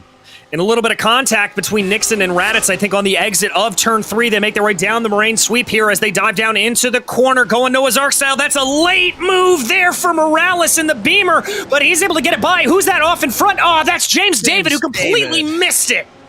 All on his own, too. Just lost control, under braking, and the 89 plowed into the wall. So that's the second time we've had a major incident.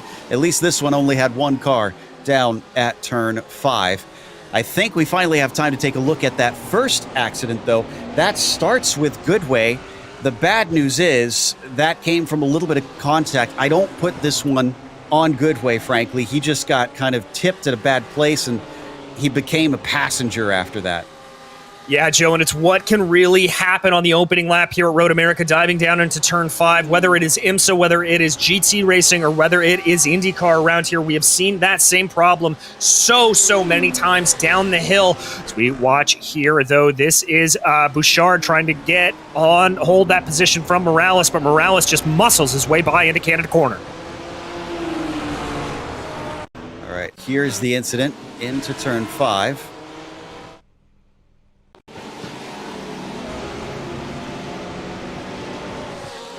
So here's Goodway. He's in the orange, I believe BMW. No, it's the orange Mercedes, excuse me. You can see there. He's the 26. Now, what if we could get a blimp view of this to really get an idea of how he got touched? Yeah, watch the right-hand side. I think it's the right-hand side, or maybe it's the left. It is the right-hand side. Porsche looks like gives him a touch. He can't get it wound up. And then it's just dominoes, Joe. That is really, really tough. Now, I don't know for Goodway if that was a little bit of ghost contact there or if that was a little bit of the rear brakes locking on that Mercedes as he tried to get onto the binders and maybe shift over to the right. And there, again, you can see that was Lauscher right that spun around. And again, a big domino effect there coming out of turn 6. Oh, horrible to see. We've also had another wreck in turn 5, believe it or not. Andrew Caron got tipped by Cal Quinn. We're going to give one more look at this.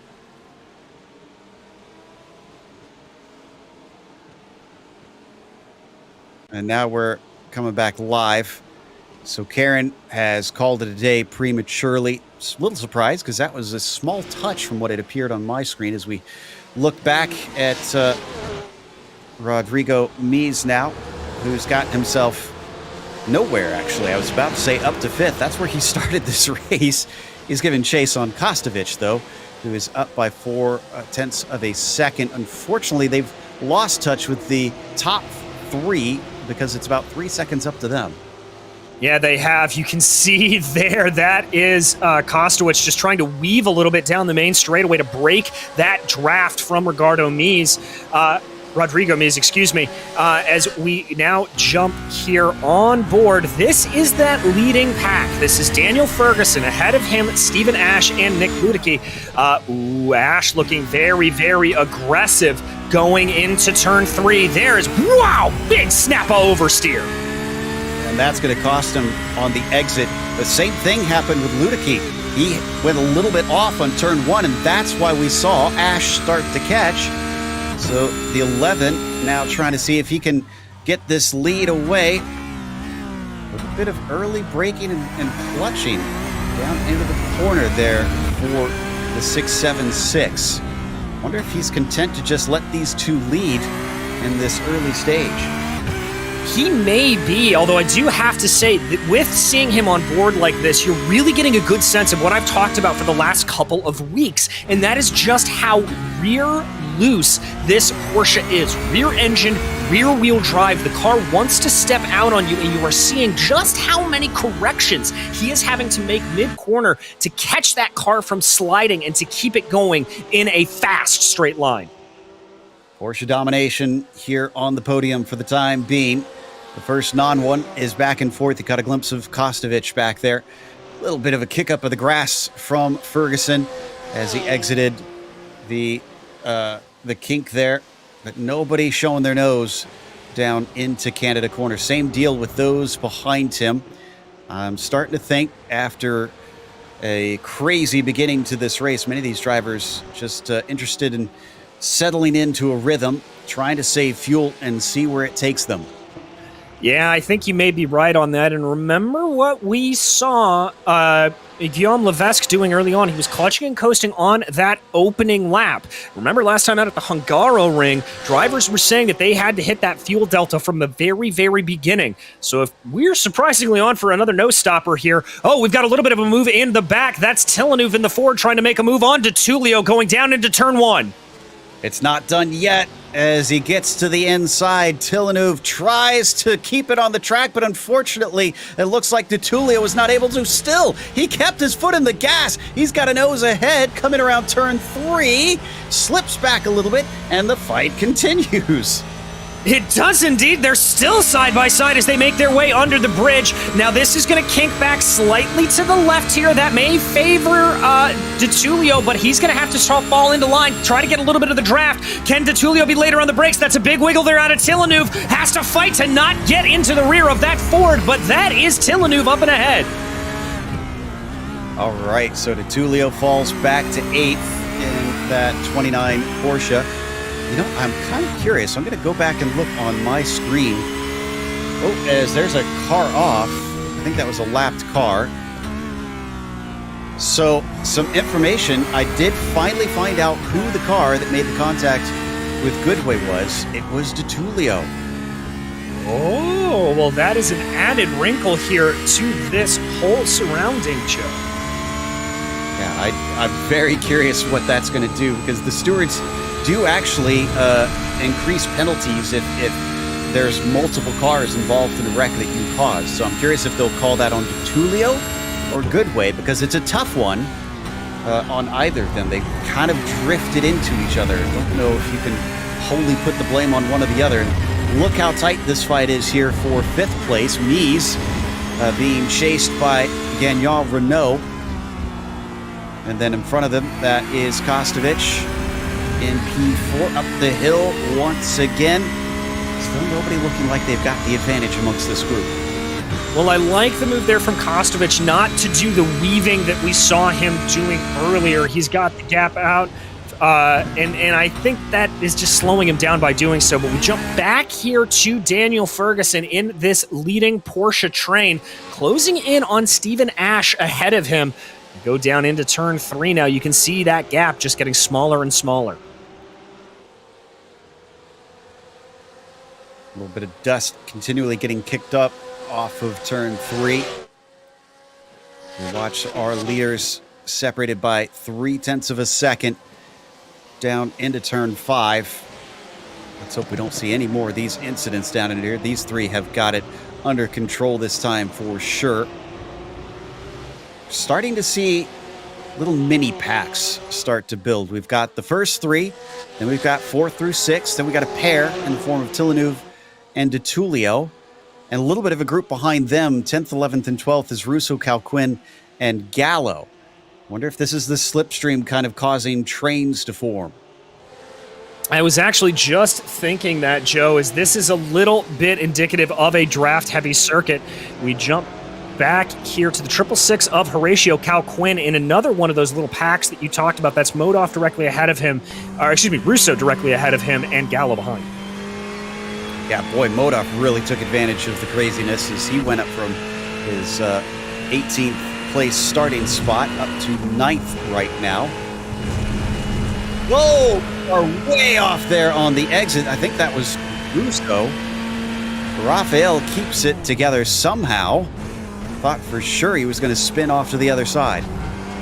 I thought he was too. That's a great job of car control there for him to be able to hold on to it like that. So Russo here, we see able to keep it ahead. Calquin just trying to close in the best he can in that Ferrari. Only one of 3 drivers out here representing the Prancing Horse today. And they're getting some friends. It's not just Russo, Calquin, and Gallo anymore. Alessandro Torchio's caught them, Fergonio, and J.R. Williams. We tuned in to Project Alien. We saw Alessandro Torchio get accepted and abducted onto the program, and his family certainly was excited about that. And back up at the front, this is in 17th. This is Uribe under attack. LaRouche giving it a go. And as the Lambos get back into line, looks like LaRouche is going to have that. Uribe is going to have it over LaRouche. I think there was a swap between Ferguson and Ash. There was indeed, Joe. Just a simple, straightforward draft pass going down into turn 5. Ferguson turning on the afterburners here. Whoa. As we'll check out the replay here, and I can tell you that Ferguson is looking very, very feisty now on our leader. Yeah, there is that pass done and dusted. He's through. Okay, then. So, as the leaders, for the first time in some time, I think since the first lap, changed some positions. Will Ferguson now try and attack Ludicky? I think he might. Look at him. He's got it within 0.2 of a second here. Yeah, and he's been very aggressive on this lap. He'll have to be late on the brakes into Canada corner. Decides to stay in line. Let's see if he maybe tries to move into 1 or 5. Those would be the 2 best zones for Ferguson. And what this has done, frankly, is this has reshuffled the order back into the way they started. Remember, Ferguson didn't have the best jump off of the line, and Ash was able to pip him as the green flag flew. Good exit there out of that final corner, though, for Ferguson.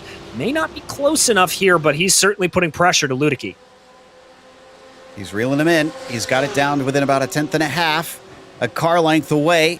He shows his nose. He wants it. Luedecke doesn't defend, and Ferguson is by as long as he doesn't overshoot the corner. Nope, that is clean. Looks like a little fight back from Luedecke, maybe? Nope. Once again, a pass made by the 676 within just about 1 lap. He's gone from 3rd to 1st. Well, and let's keep an eye here because it looked like Stephen Ash got a really good run off of that corner. He may try to fight as we look back out of the rear wing of Daniel Ferguson. And Ferguson may be under attack here. Nick may be thinking about it. No, he's going to slot back into line. All 3 cars playing it nice and easy here. They can't fool around too much because it looks like Kostovic has cut it down to about 2.7 seconds. Remember, that was 4 seconds before they were behind this group. I think them battling cost them a fair bit. Looks like Alessandro Torchio just got passed by Ferragono. That was for P13 for the 41 machine. Yeah, indeed it was. And it looks here a little bit like Ferguson may be a little bit stronger through the twisty bits. Look at that gap growing out, about 0.5 of a second for the 676. Joe, I wonder if he's got that car tuned a little bit more, maybe some more downforce on the rear wing, and so he's able to go faster through that high-speed section of the carousel. If he's got more downforce on it, I'm amazed that he's made the passes that he did on the straightaways on those 2 drivers. Even still, he's lightning quick because Ferguson, even if he didn't get the pole, he's pulling away from that group. It's 0.7 of a second, and it's only been a single lap. In fact, less than a single lap up to this point. The temperatures have also been going up slightly, by the way. It's up 79 degrees Fahrenheit now, and we're starting to get more and more sun on the circuit. Indeed, we are. And so what those higher temperatures mean is that there'll be a little bit more grip to be had for the drivers. We may see a little bit more aggressive maneuvers as the race goes along. Here's Mies, who got very close to Kostovic, but didn't make a move into turn 1. Gagnon Renault just behind them in 6. This is our second pack. Does Mies maybe not want to try and pass here? Remember, the fuel strategy is very valid, as well as trying to gain on the top fuel, although it's stretched back up to what looks like 2.8 seconds now. So maybe they're starting to lose time now that the top drivers have stopped fighting side by side. Everybody stays single file here in this group. We've seen the blue and white rear bumper of Kostovic. I think we had our first scheduled stop with Campos del Rio. 27 car. He's returning to the track right now, and he's going to fall to the tail end of the field. Yeah, it's a little bit early from what I would expect, Joe, as proven by last week. You can make these GT3s run very, very long, but Del Rio clearly just wanting to try to go for a little bit of an undercut here as we continue to ride on board with Mies. A little bit of a checkup mid-corner there for Spencer Kostovic as they now make their way out, and it's all down to the draft, flat out through the kink. Let's see if Mies decides to have a little poke here into Canada corner. He looked quick through there, and as they're coming down into this right-hander, no. Nothing doing for the red and white 88 machine. Off of Canada corner, and now through the blind, Bill Mitchell Bend. He's getting ever closer to that rear bumper. Got to think at some point he'll want to try and make a move, especially if he feels like he's being held up along the front stretch. He's got to have the slipstream here. The 18 is not defending. He's letting him have the inside. If he gets enough speed, he's reeling him back in. Past the pit exit now. Up towards the braking of turn 1, and he's not comfortable with it. He backs out early. Yeah, just doesn't want to go for the full send there, and with about 20 minutes left on the clock, I've got to think that Mies is just kind of looking long-term here. He's looking maybe at the championship, not wanting to try to make too much of anything.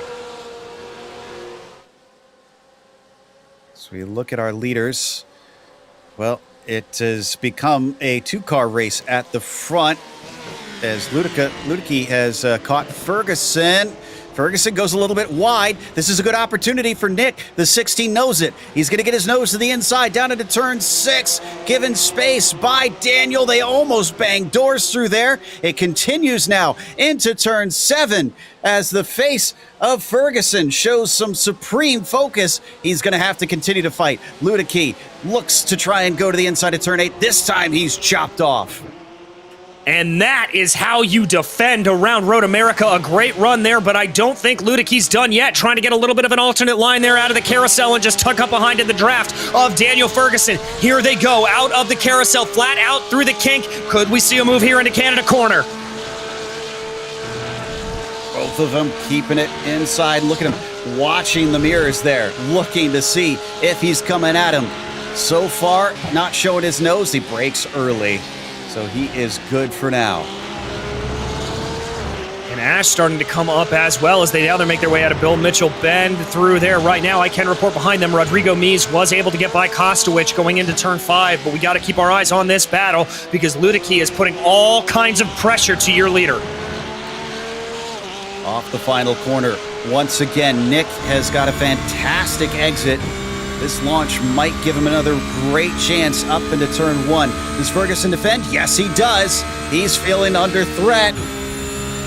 And Ludicky decided to lift. All right, so Ludicky not wanting to go for the move there. Now, that may be a little bit of a desire to see if he can get it done here into 5. We stay on board with Ludicky, breaking down into turn 2 right now. This is the all-crucial exit that he's got to nail. I think Ferguson's the one that nailed it that time. He pulled away a little bit out of the turn, and though Ludicky's got him within range, doesn't seem like he's getting all that much faster. Down to the braking of 5. Takes it as deep as he dares, which is not enough. Yeah, trying to run a little bit of a wider entry there into the apex, seeing if he can maybe set himself up for another attack into 6. But that has to be an opportunistic move, and the only time I think he really went for it on that last lap was just because of how wide Daniel Ferguson ran out of 5. Now they come here through the hurry downs, looking around. A little bit of a defensive move there from Daniel Ferguson into turn 8. Now this is all going to be on Nick Ludicky. Can he nail the carousel and maybe try for another attack? Surprised Ash wasn't getting more into that one. And they've cut it down to 2.5 seconds behind them as well. Once again, Mies, Kostowicz, and Gagnon Renault are hoping that this fight continues. While Ash falls away, Ludicky gets a great exit. He's kind of showing his nose a little bit, but it kinks around here, and no, he is not going to try and make a move down into Canada corner this time. And this is Gagnon Renault and Spencer Kostowicz. Remember, Kostowicz losing the position out to Rodrigo Mies earlier on. There we ride on board. You can see Gagnon Renault as he tries to fight that car. This last corner is so tricky. You've got to carry as much momentum as humanly possible through there. Looks a little far back here at this point, but he is definitely putting some good pressure to Kostowicz, who's going to be in his head a little bit after getting past. No doubt about that. We're starting to approach the pit window, the end of the pit window, rather. We should see a few drivers coming in, especially if they want to try and undercut somebody. Speak of the devil, Fergonio's the first to blink. All right, so Chris coming in here on the 11th lap with 23 minutes in the books at Road America. And we'll have to see when these drivers up front decide to try to pull off themselves. We're not really hearing a lot of clutching and coasting all that much, so I've got to think that they're not going to want to try to make this a no-stop like we saw last week. This is DeTulio on your screen, chasing Villeneuve.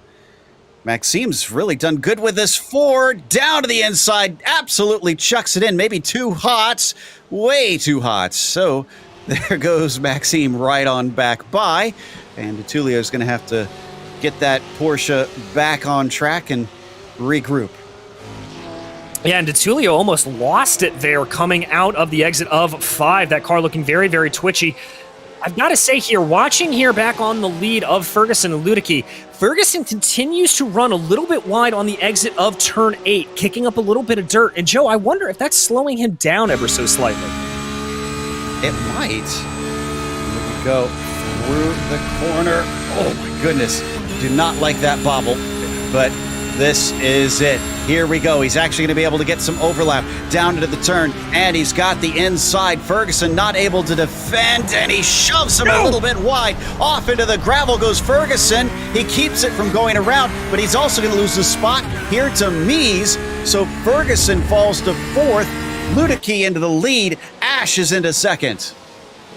Oh, that was a little bit rough there. A little bit of argy-bargy, I think, as it was going down into the corner. Let's watch this replay. Ferguson just trying to defend as they go through the kink.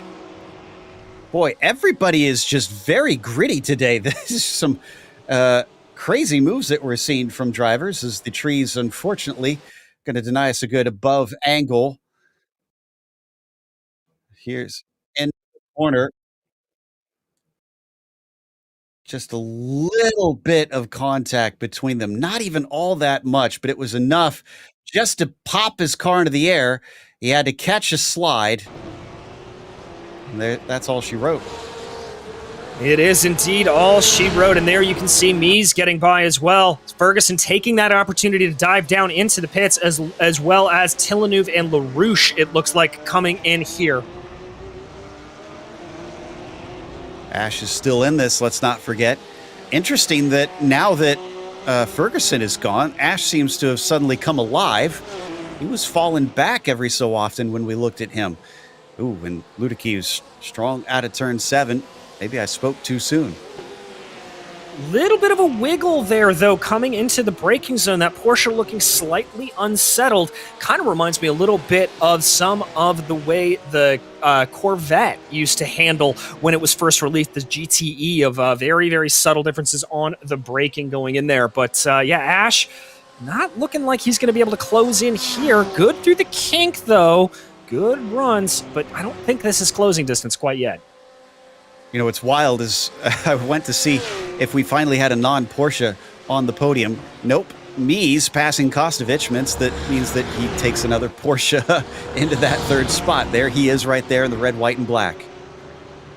Yeah, indeed. The Porsches really have just been dominating this series from the get-go, Joe. Obviously, this new Porsche GT3, one of the newer releases on the iRacing service, is really showing its skill. And here comes everybody into the pits. Ludicky, Ash, Mies, Kostowicz, and Gagnon Renault. Whoa, and somebody barely getting woed up. Gagnon Renault almost barged into Kostovich. We didn't see it on screen. More drivers behind them are going to be pitting. I think this is as far as they can go, except for Cal Quinn. Okay. The 666, light on his right foot, and the only car so far able to go another lap. Right. Interesting there from Cal Quinn. That is Ferguson you're seeing go by. Remember, Ferguson took his pit stop on the last time out. Looks like Ludicky and Ash are out right now. That triple pack behind them. This is going to be close for Ferguson to get out ahead of him. No, it looks like he was not able to make up time. Remember, he had that off, and he was a couple seconds behind when he pitted. He's still back by about 2 seconds from Stephen Ash. Only one car out of the whole field has been able to go to lap 14, or has decided to go past lap 14 here. Cal Quinn trying to see if he can stretch that fuel far enough.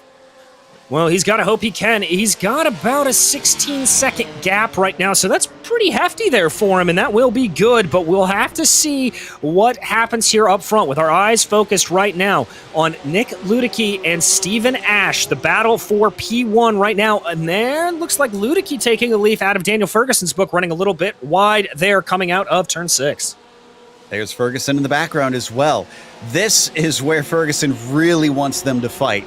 So that's the question: is Ludicky and Ash, are they smart enough to just save the battle until later so that Ferguson isn't able to catch back up? Or is this a every man for himself and let's not worry about things of that nature? Exactly. And Ferguson right now, that gap is at about 2.3 seconds. Oh! Whoa! This Pablo Uribe, it is. Facing the wrong way out of turn 6. And he did get hit. I think it starts with him touching the grass. Who made contact here? Oh, it's going to be Gonzalo Cortez and the 09. Here's Uribe. Spins it. Car bounces. Oh, he should have put the brakes on. Oh, it's always frustrating seeing that happen. And I completely get it when it happens to drivers because the adrenaline is hard to overcome. It just tells you, go now, go now. And those sorts of things happen. Indeed, it does. So, a very bad heartbreak there, and very easy to lose it out of that corner, as it looks like Cal Quinn now going to be shuffling out of the pits around P9 now that he has come in. So, resetting everything here, Ludicky leads from Ash, from Ferguson, Gagnon, Renault, and Mies. All these drivers have really spaced out over the course of the pit stops, but that top 5, all Porsches. And would you look at that, Joe, Maxime Villeneuve in the lone Ford in the field, he is running in P6. Wow. So that's our highest non-Porsche, is the Ford of all things.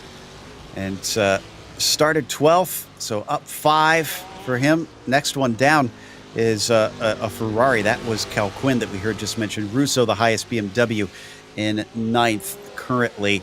A few drivers looking like they will get close to one another before this is all said and done, as this has definitely been close between P1 and P2 pretty much the entire race. Ludicky still your leader after starting this one on pole, and Ash starting it from 3rd, now sitting in 2nd. Ferguson on the front row falling down to 3rd.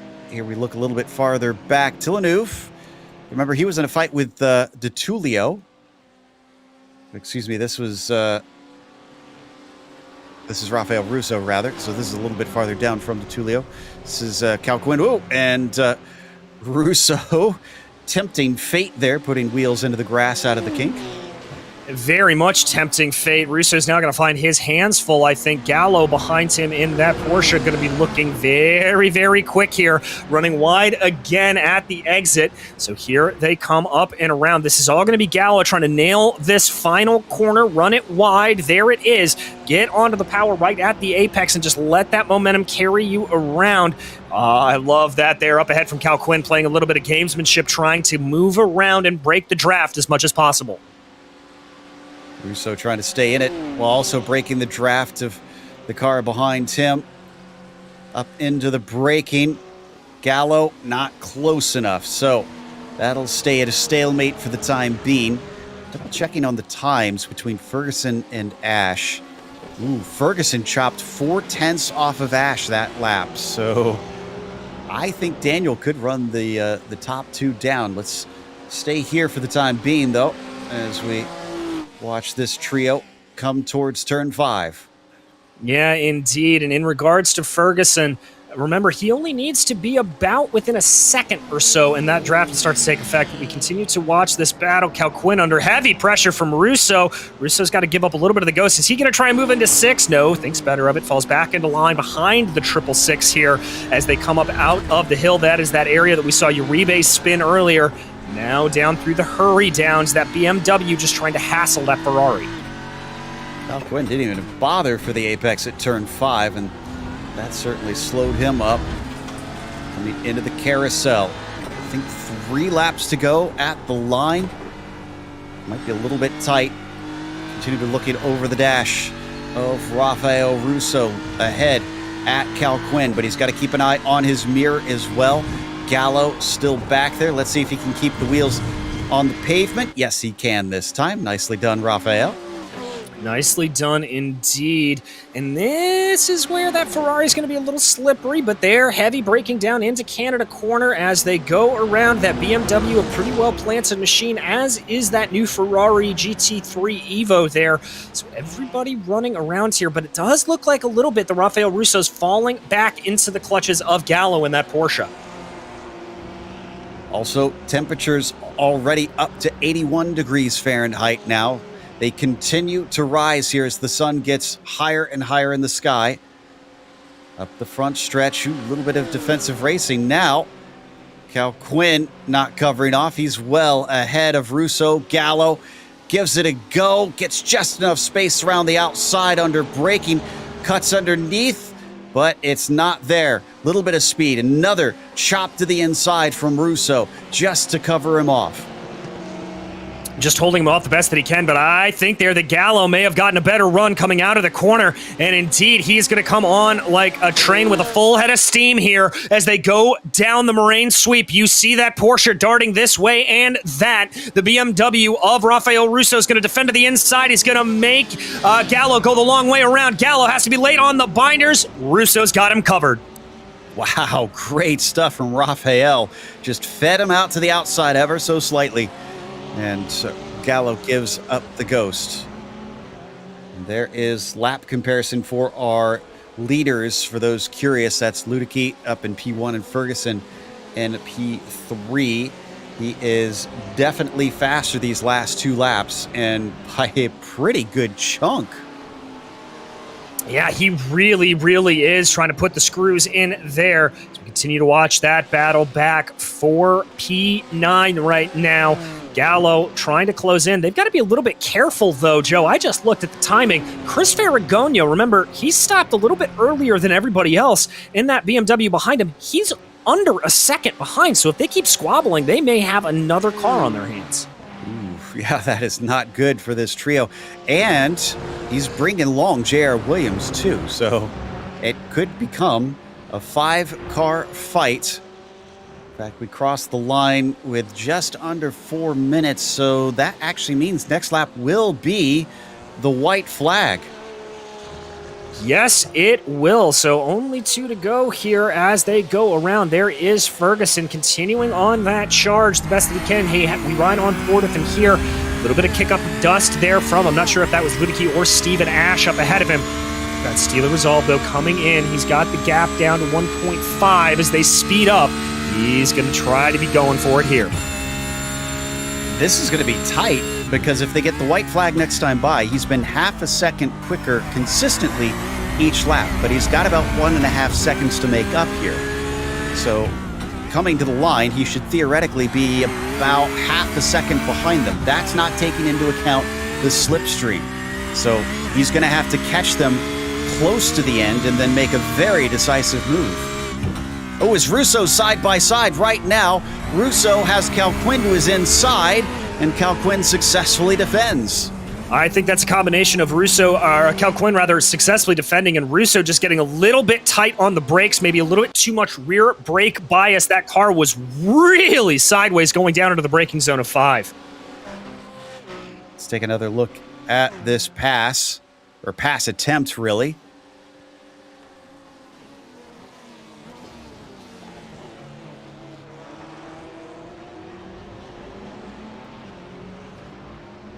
Yeah, there you can see just how squirrely he got, and Cal Quinn able to defend really, really well and able to hold it out as they make their way back up and over the hill. Can report that Cal Quinn's still able to hold on to that position. Didn't lose too much time back to Gallo. White flag is coming out for our leaders. 1 lap to go. Ludicky leads Ash by 0.6 of a second. Ferguson is still stuck at 1.3 seconds back. He has not made as great of a leap this time. In fact, looking at it, he was about even with Steven Ash on that lap time. Yeah, he was. So Ash definitely putting the screws here, but I don't think Ash will be close enough to be able to make it all the way around here to get the move done. As you can see, battles still raging farther down as well. Mies is close to Renault for the last step before the podium. And into the first corner, drivers are seriously putting some pressure on.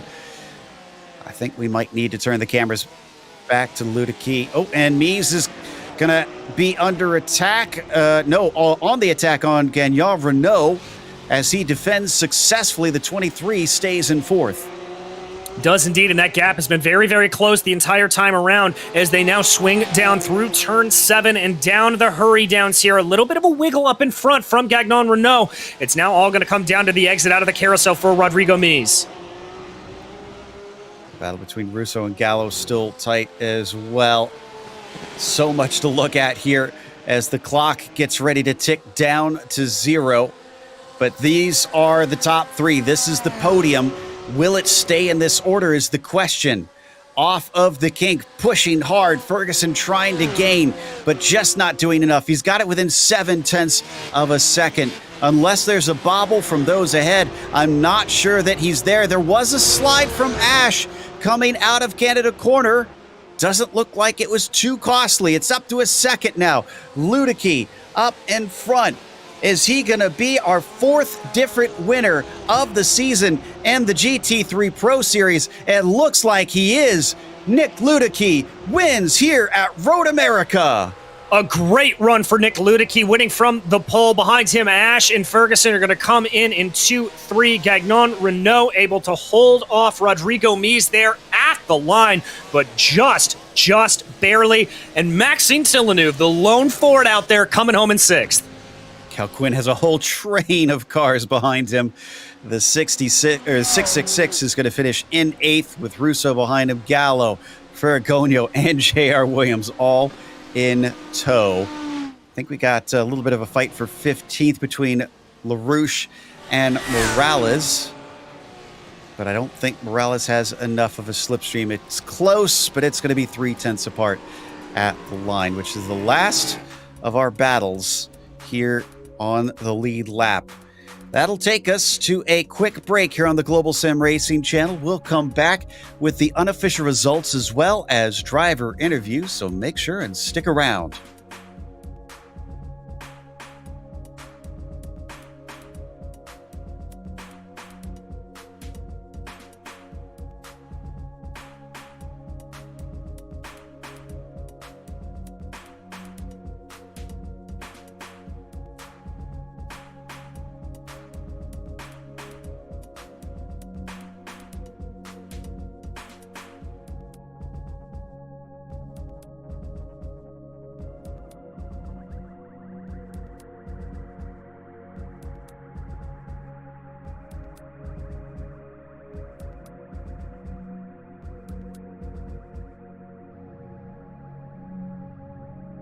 Hey there, I'm Nicholas Dubois, co-founder of Advanced SimRacing.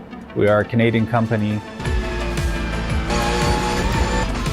So what we did here today is for a real petrol head. He's really passionate about cars, as you can see behind me. We did a turnkey solution for him based on his needs. We try to gather as much information as we can on our client. And like we did today, we install a D-box system. We install ultra-wide cube control steering wheel. We try to provide the best quality for your budget. So let's say if you want a budget of 10 grand, we're gonna give you something that's the best for 10 grand. If you want 20 grand, then we always try to stay within your boundaries. We do try to make it as easy as possible.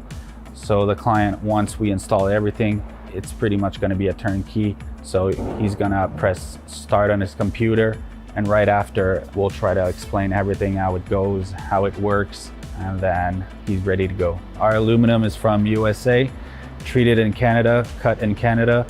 So we do sand all our aluminum piece just to make sure the powder coat sticks to it. And that's one of the reasons why we use powder coat, is to make sure you have the best aluminum finish in the industry. And our quality is beyond what you can get with any other competitors right now. We are really, really passionate about all the gear, all the cockpits, all the sim hardware, and that's why we want to create something that's really going to reflect our passion into our product. Come visit us at advancedsimracing.com. You can always reach us if you have any questions. You can call us, you can text us, you can go on Facebook, like our page. ask us questions over there, and we'll make sure to answer every questions there is. We are very passionate about what we do, and we try to make it as easier for you to go into the sim racing world, because there's a lot of gear, there's a lot of options, but let us guide you through your process, and let's hope you'll be an advanced sim racing customer.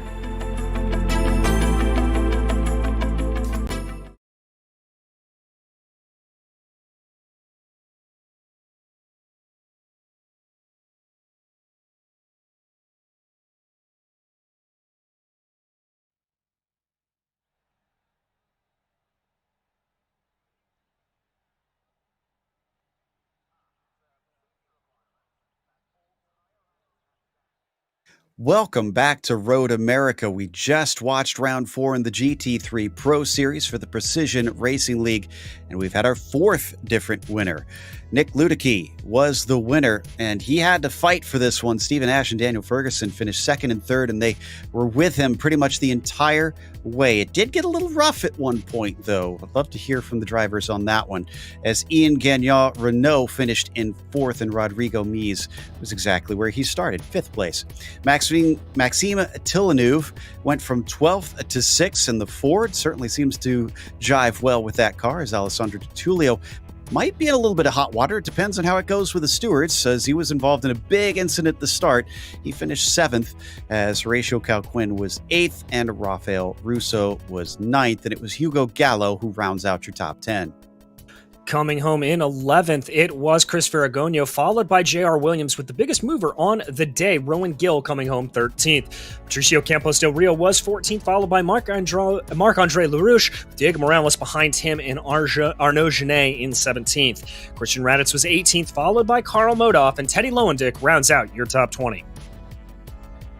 21st goes to EJ Nixon, the last driver on the lead lap. From there, you get to cars that unfortunately either did not finish or had to come home with a very damaged car. Torchio, Kostovich, Uribe, Cortez, Bouchard, Levesque, all 4 to 6 laps down. And after that, it's drivers who didn't see the checkered flag. So it looks like we have our winner ready to talk to us. It is Luedecke, who managed to take the lead just before the pit stops. And Nick, it did involve a little bit of contact. I'm not sure if you've had a chance to talk to Daniel or even look at the replay. What's your take on what happened into Canada Corner? I want to call it a racing incident. I have talked to Daniel. There's really no hard feelings on either end.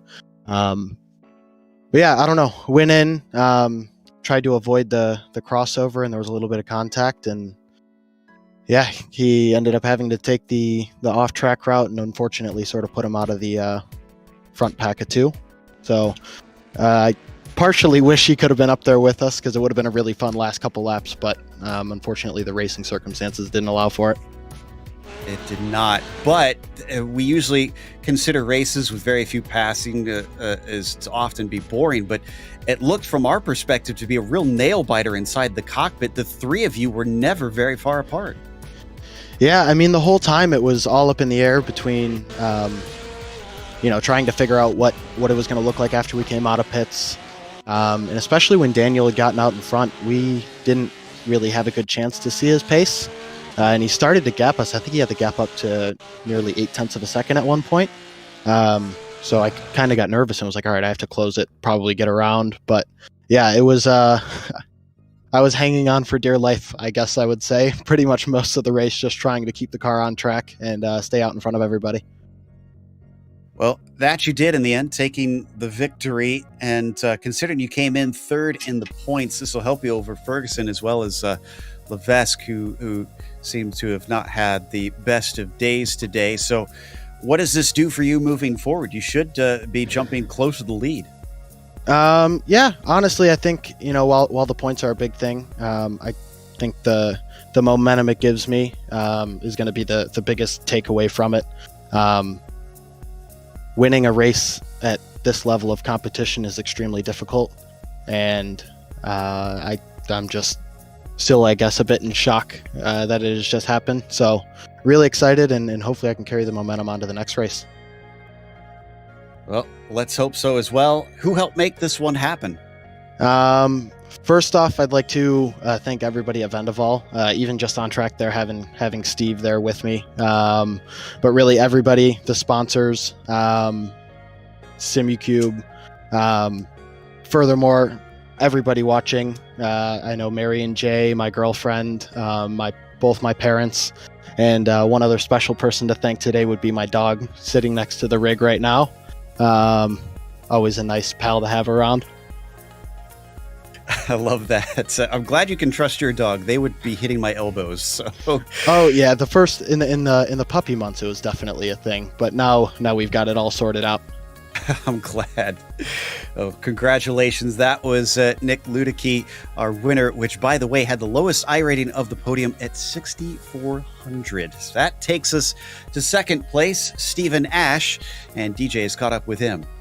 I have indeed, Stephen. We thought there in those closing moments you were going to be able to close down on Nick, but settling for a second place here on what was a hard-fought race, still got to feel pretty good.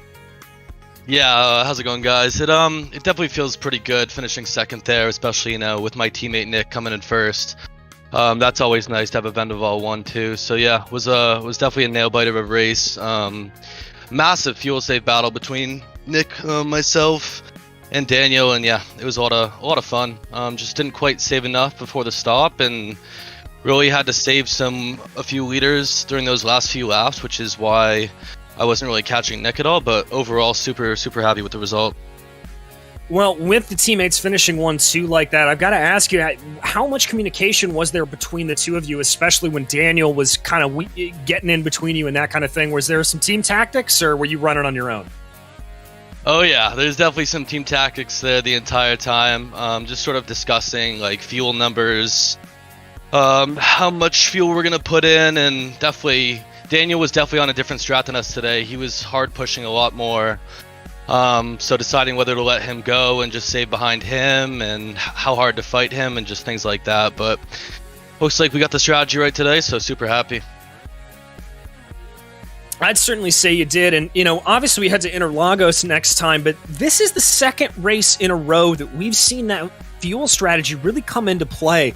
Is that what you're starting to think maybe this championship is going to come down to, is who's got the best strategy rather than just outright attack? Yeah, so I really think it's on a track-to-track basis. Obviously, Road America, super big straights here, so it's pretty easy to stay behind people in dirty air. Compared to like Interlagos, for example, there's a lot more high-speed corners, and it can be a little bit more difficult to follow. So I don't quite think we'll see the same fuel strategy next time, but we'll have to see, honestly. Well, we will have to see indeed, as we'll be watching it for sure. Steven, anybody you want to thank for this second place here today?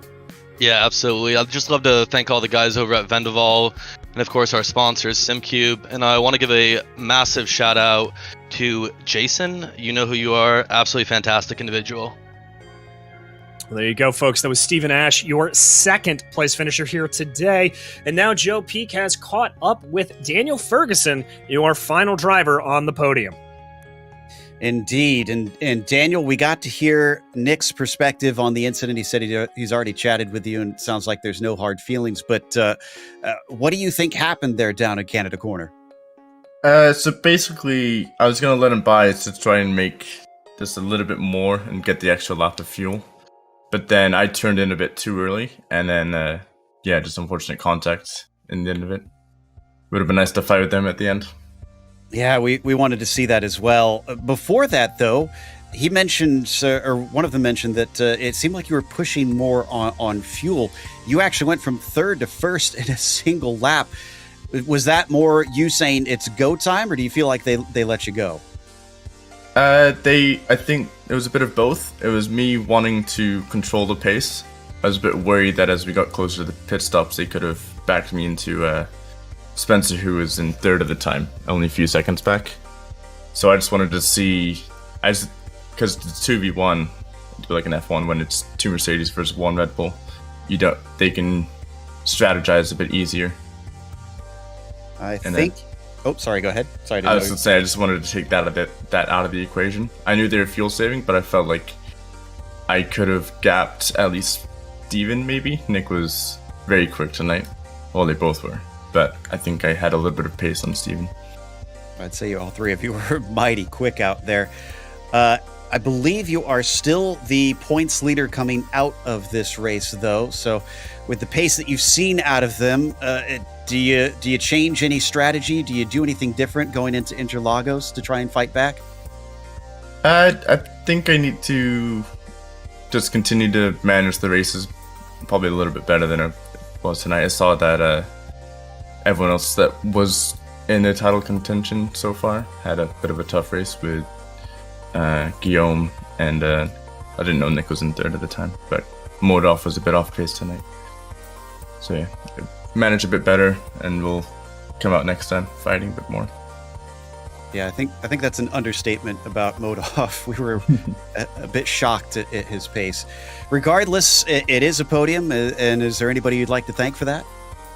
I'd just like to thank everyone at Pearson's for all the hard work that we've gone into this past week.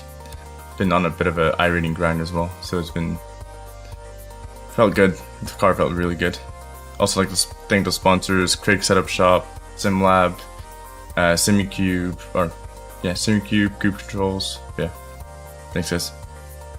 That was third place, Daniel Ferguson. He says in iRacing grind, he's up to nearly 8,000 on his iRating. That is massive. But it's going to close us out, so we want to give a big thank you to our sponsors of this series, which of course include ASR. They design and build the sturdiest and most durable aluminum profile racing simulation cockpits available in the market today. Visit them at advancedsimracing.com.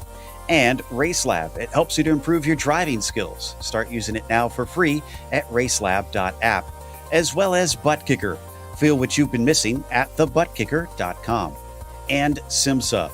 Find out how you can bridge the gap between virtual and real motorsports at SIMMSA.net. And finally, NinjaTrader. Visit ninjatrader.com to get started with a risk-free trading simulator to start tracking your performance. Thanks to the companies that provide the software and the hardware for our broadcast listed here on your screen. And additional thanks go to June LeBond, who provides our wonderful music. Check out our Bandcamp for more awesome work. Thanks to the team today, DJ, Rob, and Dougie. You can find more info about GSRC at globalsimracingchannel.com or through our social media. Also, check out our merchandise store at simracingmerch.com/GSRC. We keep a link down in the description below. Don't forget to subscribe to the channel so you don't miss a moment, because next time, what a combination of tracks. Long Beach for the MX-5s and Interlagos for the GT3s. That'll be Monday, October 18th at 8:30 p.m. Eastern. We also have upcoming races for other series listed on the screen, so check those out, mark them down on your calendar. In just a few minutes, we've got the Porsche Owners Club at Bathurst. That'll be at 11 p.m. Eastern. Until next time, race clean, race hard. We'll see you on the track.